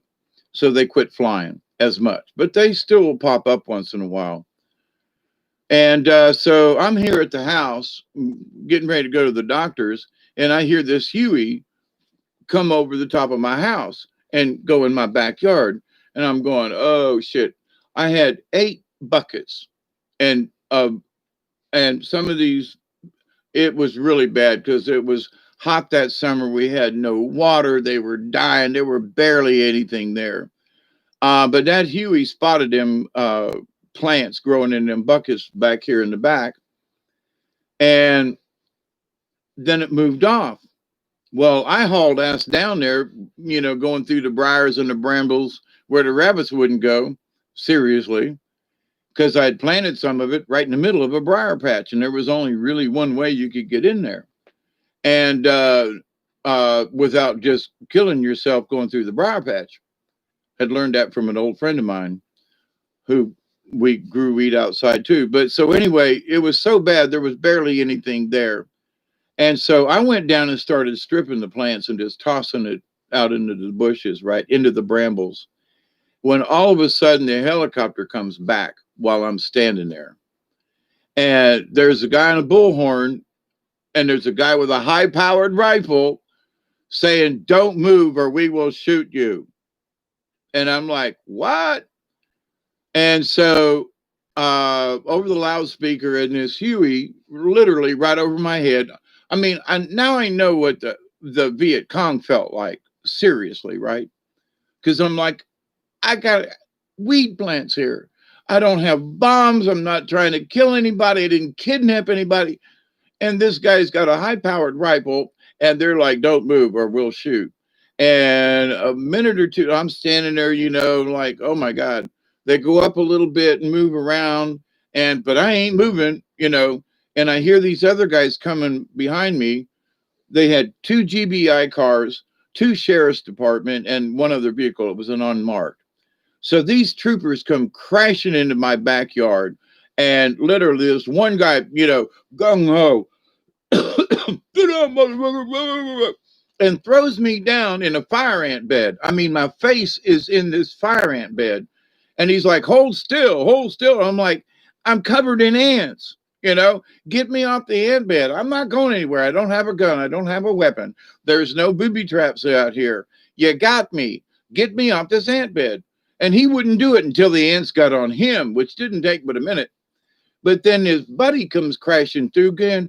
Get him off the ant bed. What are you, stupid or something? So there was the gung ho guy, and then there was the nice guy, And he's like, we got him. Get him up out. He ain't going nowhere. Well, he tried to, and I'm like, thank you, God Almighty. And I'm trying to brush the ants off, but my handcuff behind my back, and I'm going, and so the good guy was like trying to help me brush off the fire ants, and I'm like, thank you, man. I can't do it myself. So he undid my handcuffs and handcuffed me in front so I could get the fire ants off of me. Where the other guys, what are you doing, man? What are you doing? Craziness. So they busted me, and with a helicopter. I was on the Georgia Public News. David Null, South Georgia, busted by, with helicopter as new, Georgia task force, and the new law has gone into effect about possession of marijuana and whatever. And I was like, holy shit, because that's when I lost my driver's license and had to go through that class. So it's like, people say, well, have you been busted? Yeah, with a helicopter and high-speed rifles and with scopes and holy crap. But anyway, so yeah, I've been around the block a few times on that. I'm a late bloomer. I smoked every day. Yeah, I still do. Yeah,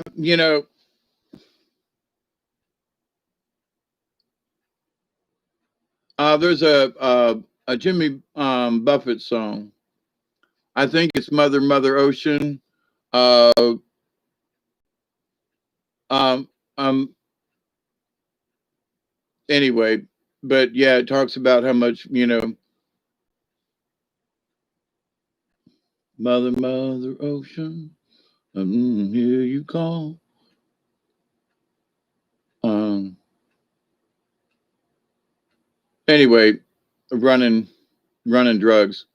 I leave Canada for Wisconsin, and then they legalized it in Canada or in uh, Wisconsin.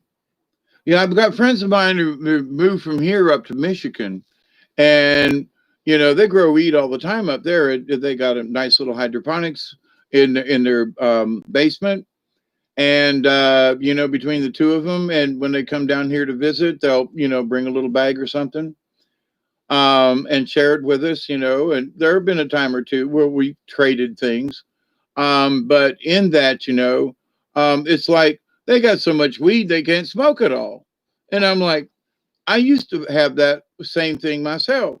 I used to give it to people, trade it out. I would. Me and a friend of mine were talking about it the other day, and I said, if Georgia would allow us to grow and just not worry about it, kind of thing. And I mentioned years ago, I said, I would pay $1,000 a year, even on my low income, for the right to grow it.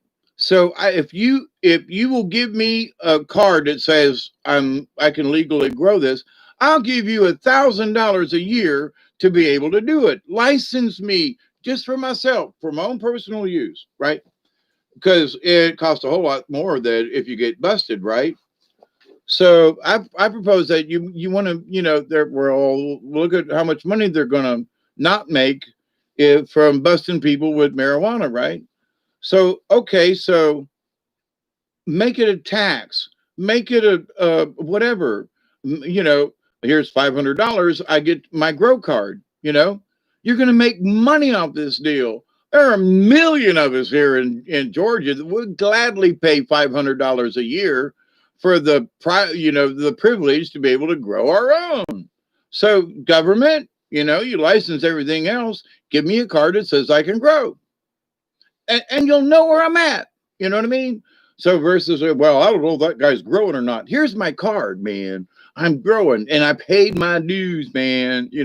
So leave me alone. And for us, it was never any money that we wished to exchange, but we loved to share different cuts and grinds and all that kind of stuff. So that they smoked his pot after they cured it in lockup. Here's something interesting. I had a 20 gauge single shot shotgun, right, for varmints, and they took it, confiscated it because I was a felon. I got busted in Florida with some of the best MDA you ever want to put your nose on, and glad I got off that monkey, and Quaaludes. And they got me for conspiracy with intent to sell and cross the state lines, that kind of thing. Georgia resident in Tampa. So they knew I was a felon.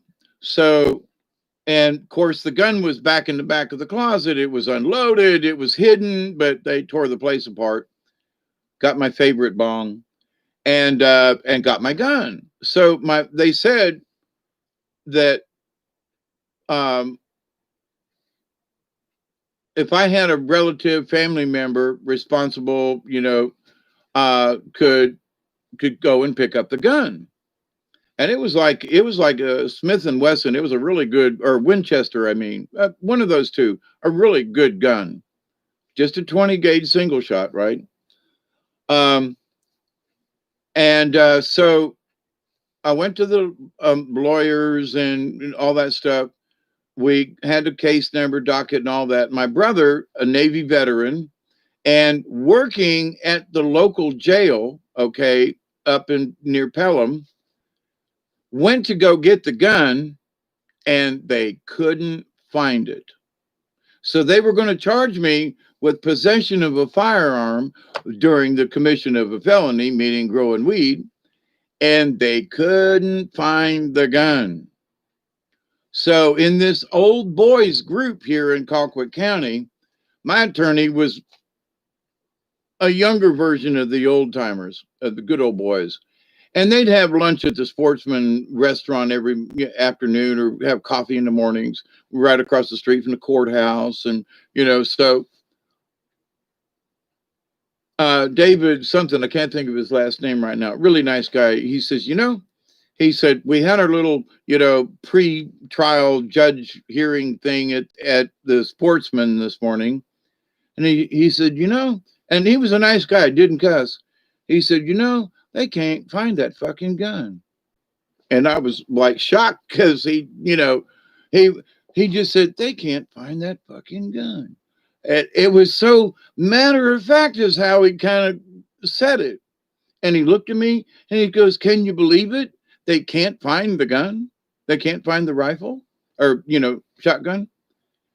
And I was like, you mean it's gone? He said, well, we know some folks around here and nobody's owning up to it. And, Colquitt County, 28,000 people back then, 35-ish now, under 40,000, I would say, now population. Couldn't find that shotgun, so they had to drop a couple of charges. And the local sheriff's department was not happy about that because I'd been busted by the GBI. And the GBI said, well, we don't have it. You guys had all the evidence. So, man, they went round and round and round. And there were people around me that I knew because of, quote, the light sentence I got and didn't get prison time. I had epilepsy. They didn't want me in their prison and told me so because they lost my medicine while I was in there. And the district attorney liked the shit. And the nurse, anyway, and the sheriff said, get that man out of my jail now. I heard him because I was out in the bullpen area. He was like, you get this bitch out of my jail. I don't care how you do it. Drop his bail, let him go home. And the thing is, he had been down here to bust me one other time many moons ago when I'd first moved down here. Because one of the neighbors, the guy that was doing the pedophilia thing, and called up anonymously and said that I was peddling drugs. And so they waited on me to come home, and I had just bought a brand new bag of some alcohol back in the day. And they caught me with that. Never took me to jail, didn't bust me. They just confiscated the ounce and kept me on the list. Well, the guy that was the lieutenant sheriff who busted me that night was the sheriff, became the sheriff the next few years later.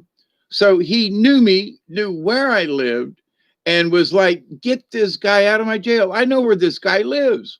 He ain't a threat to us. Get him out of here. But if he has a seizure and bumps his head in the jail, we got a lawsuit. You get him out of my jail. That's what he told him.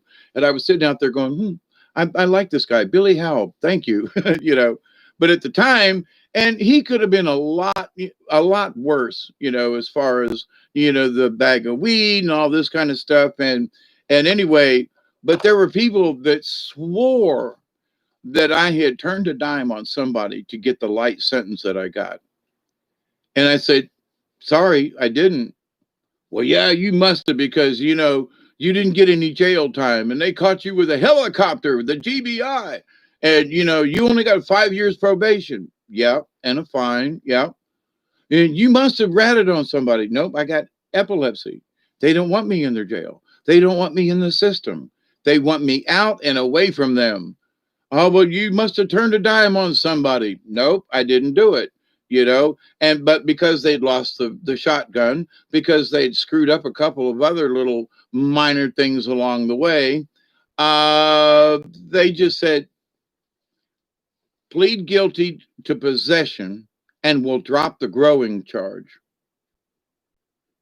Because they had messed up. And the governor was livid that they had spent all this money and all these resources on me and a little over an ounce of weed. He was livid. So they wanted me out of the system, out of the news. And within 10 days after the bust, I was on probation and the whole deal was over. Never did find the gun. So, and those are my true stories. They're in the news, you know. But anyway, if you can grow Platinum Girl Scout cookies as a heavy yielding, hardy growing strain, excellent for any grower. A devil called the cops on you? Yep, that's a trip. Devil called the cops on you. You're living in an interesting life. Yeah, that is. There was a shotgun. It was a 20 gauge shotgun that was in the closet. Now we have used to have rattlesnakes and varmints around here, and I've had chickens for years. I don't have any at the moment, but you know, when something is attacking your livestock, you want to be able to shoot at it, you know. So even though I had bought it from a friend of a friend, you know, like for $50 or something, you know, and it was just a single shot, but it was for strictly for varmints. Now, as an ex-felon, and because I have, you know, so many years, they have reinstated some felons who, for me, you know, pot, nonviolent or anything like that, that I can reapply for a gun license, not necessarily for a handgun, but for a rifle or a shotgun. And you got to jump through a bunch of hoops, but at least the state of Georgia made reconsiderations, because there's a lot of us farmer folk down here that a shotgun in the house is like expected, you know, and not for, well, for killing stuff, yeah, but usually varmints, you know, coyotes that come up or something's, you know, getting at your livestock. So, and I got to say that sometimes I think some of the people in the state of Georgia are off their rockers, but there were so many felons because of weed and this, that, and the other thing, or, you know, and, you know, to me, as an ex-felon twice, once you served your time, once you have, you know, whatever it is your payment to society is, you should have your rights restored. Now, unless you're a 3-time murderer, but then what the hell you being on probation and out anyway? But you know, for nonviolent crimes and anything, it's a felony because it's over a certain limit. So that makes you a felon for life. Because I had over an ounce of weed, that, you know, well, it's a felony. Less than an ounce of weed in the state of Georgia is a misdemeanor. So they drew the line at an ounce. And those plants were so bad, plus I'd stripped them, you know, they didn't get but an ounce, barely over, and that was by stuffing the stems in there. And, you know, we're very embarrassed over the whole thing. So, yeah, I've been through the gambit. I've had a damned interesting life, and some of it's been scarier than shit. Because when you're standing in front of the judge, and you know, they say, you know, you know, the sentence for this kind of crime is, you know, a year in jail and so much fine and anything. So you make this pre-trial arrangement, and everybody's supposed to know what's going on, but the judge reads out what the charge is and what the legal standards are, you know, what the law says is the law for this crime. So, but then the workings under the table, and then wanting to keep me out of jail and all that kind of stuff, they tacked on an extra, you know, year of probation, versus spending a year in jail anywhere. So, but they read the sentence out. You will serve, you know, the sentence is when you're in jail for your, but because of, you know, this incident, you will serve no jail time. But at the time, when he reads it out, when they read out, when I was busted in Tampa, you know, you are facing 20 years in jail, Mr. Knoll. Do you understand this? Yes, Your Honor. I do not want to see you back in my courtroom. Is that understood, Mr. Knoll? Yes, sir. You know, I'm facing 20 years at the age of 20 something years old. I would have, barely be getting out of jail about now. Anyway, so, but there were people who would swear up and down that I had turned a nickel or a dime or a quarter or hell, it's $1 now if you can find a payphone. Um, you know, but the bottom line is it between certain circumstances, I was able to skit by. And also, there are folks that talk about the old boy network. That damn old boy network. Let me tell you, if you get the right old boys, it's a thumbs up. All right, Michelle, you got another hour out of me. Are you happy now? I love gardening. Weeds easy. Food is rewarding and challenging. Yep.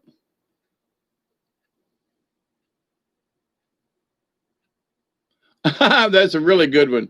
Put a pot plant next to a bottle of pills and a fifth of whiskey. Which one looks less harmful? It's got to be the whiskey. Oh, I'm kidding. I have only been to the pokey once for 8 hours. Driving, I was sober, but the cop was a dick. Threw me in the drunk tank for 8 hours for observation.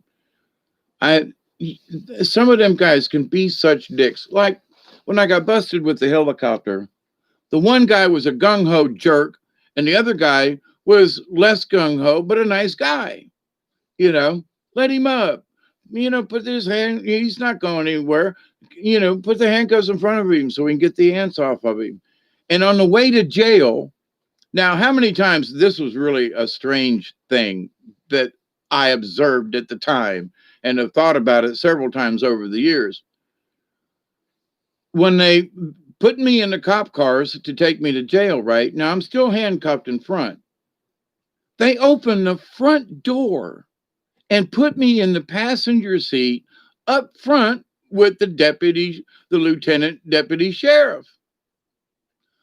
Big fella, nice guy, lovable guy, really nice guy. They didn't put me in the back behind the bars and the thing. They put me up front with this guy. He ain't gonna do nothing. Right up here, right up front with me. I was like, what? And now I've never done anything to like kiss their ass or anything like that. I've just been me, right? So when people say you must have done something, no, I was just polite, respectful, and yes sir, no sir. Didn't try to make a hassle, but they put me in the front seat with the lieutenant sheriff, and I was like, Lieutenant, why? He said, I wanted to talk to you, and I hate looking through the mirror. And he said, you're not going to, try to jump or anything, are you? And I was like, no. And he goes, okay, so you can sit up front with me. Logical to him and okay with me, because no, I wasn't going to do any of that.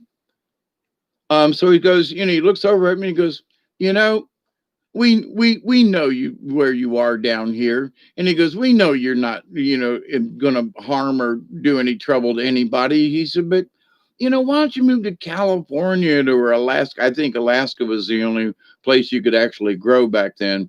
He goes, why don't you move to Alaska and go up there? He goes, where nobody will bother you kind of thing. He goes, we really don't want to bust you for this, And he was apologizing to me for arresting me for weed. And that was way back in the day, right? So interesting politics around here, even after all these years. But there are people who get busted with a dime's worth of weed and get the wrong cop or piss him off. For example, I was coming out of Moultrie one. It was my birthday, okay? I had just purchased my tags, which is just a sticker.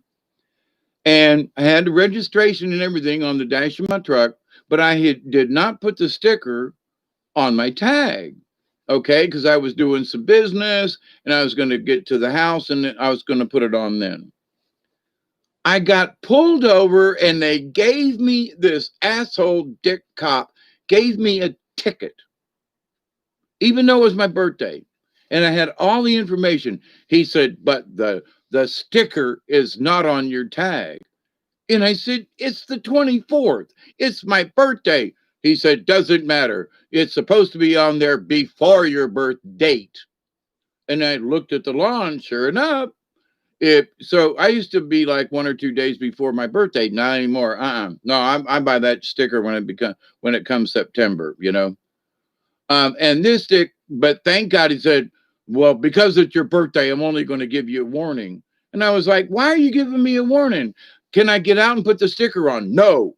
And I was like, so you're going to give me a ticket for not having the sticker when I got it right here. I got the receipt. Here's the paper. You're looking at it. Here's my driver. Here's my insurance.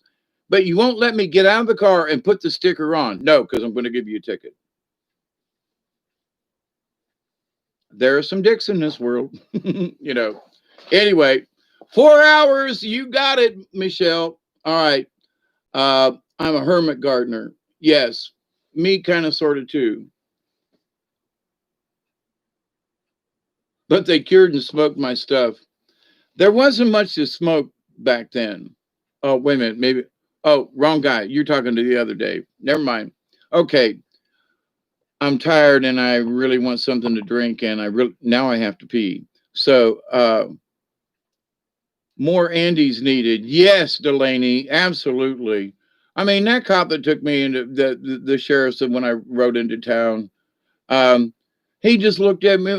His eyes were sad. He goes, "Man, we don't want to take you to, we don't want to take you to jail. We know you got medical issues." And they knew enough about me because of the previous time they had been out here from that quote tip from the local, crazy man. And just so happened, if I'd have been any other night coming home, I wouldn't have had any weed but I said, I asked the deputy, I said, when did you get this call? He said, tonight. Now, I hadn't talked to anybody except the guys at work where I was working. We all went in and bought a quarter pound. Each one of us got an ounce, right? So we'd each put our $100 in.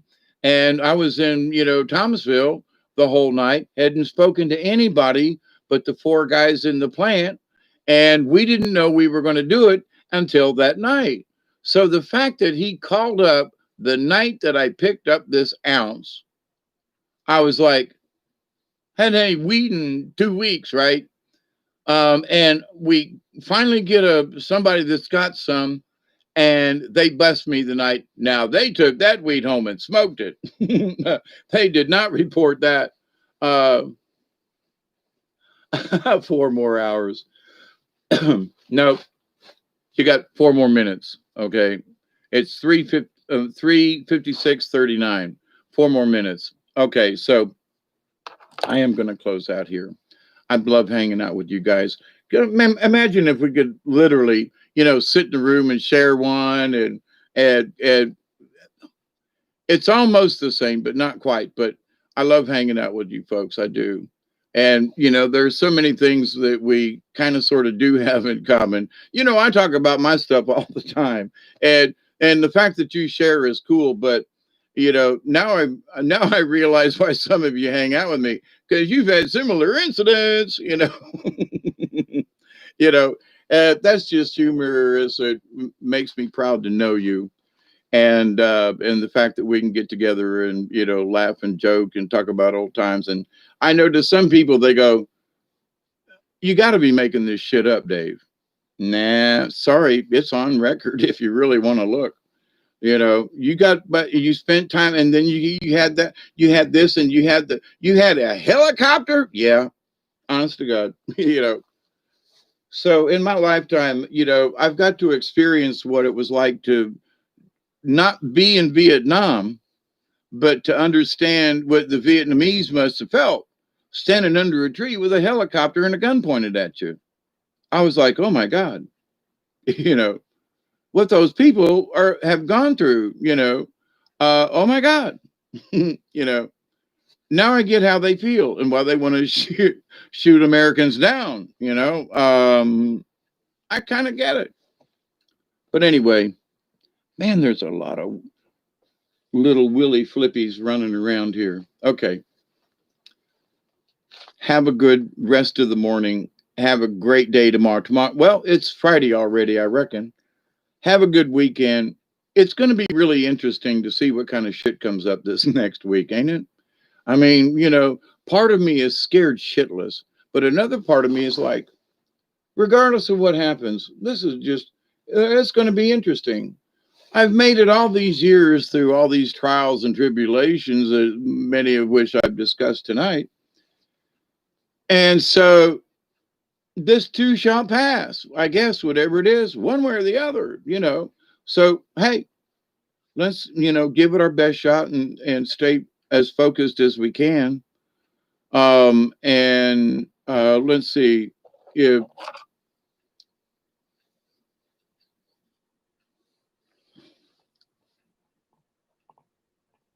15 flew over the cuckoo's nest. That's a good one. I like that. I was thinking about that the other day. One flew over the cuckoo's nest and thinking, nah, there's, the um, whole Congress, it flew over the cuckoo's nest. And I was trying to figure out how to put that in there. But anyway, so 4 more hours. That's great. Okay. Gotta go, gotta go, gotta go, go, go. I continue to pray, and I really do. And I know you all know I mean it.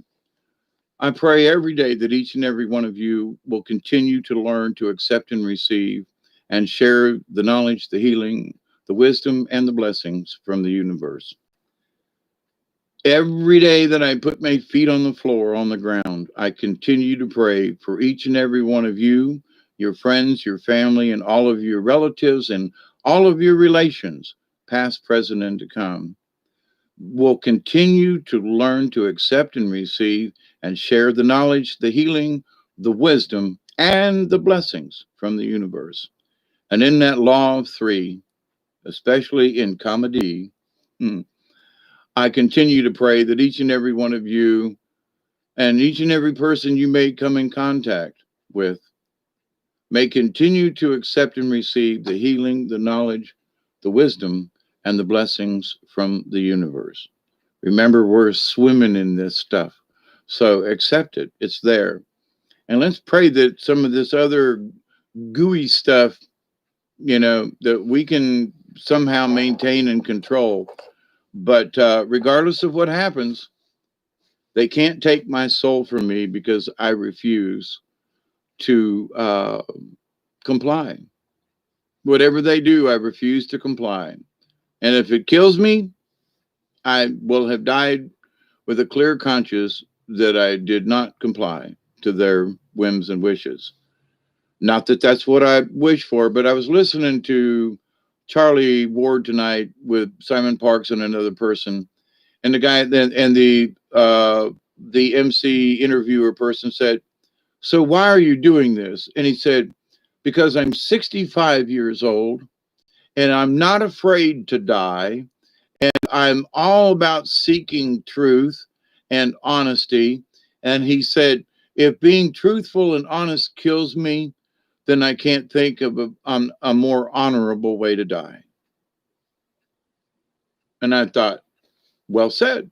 So I'm actually older than him, but to the point though, at 68 and a half, if I've had a colorful life, if standing up for the truth and trying to, and saying I refuse to comply kills me, then I will feel that I have lived, have died an honorable death if that is the case. So, of course, a lot of other folks younger than me, but to the point though, um,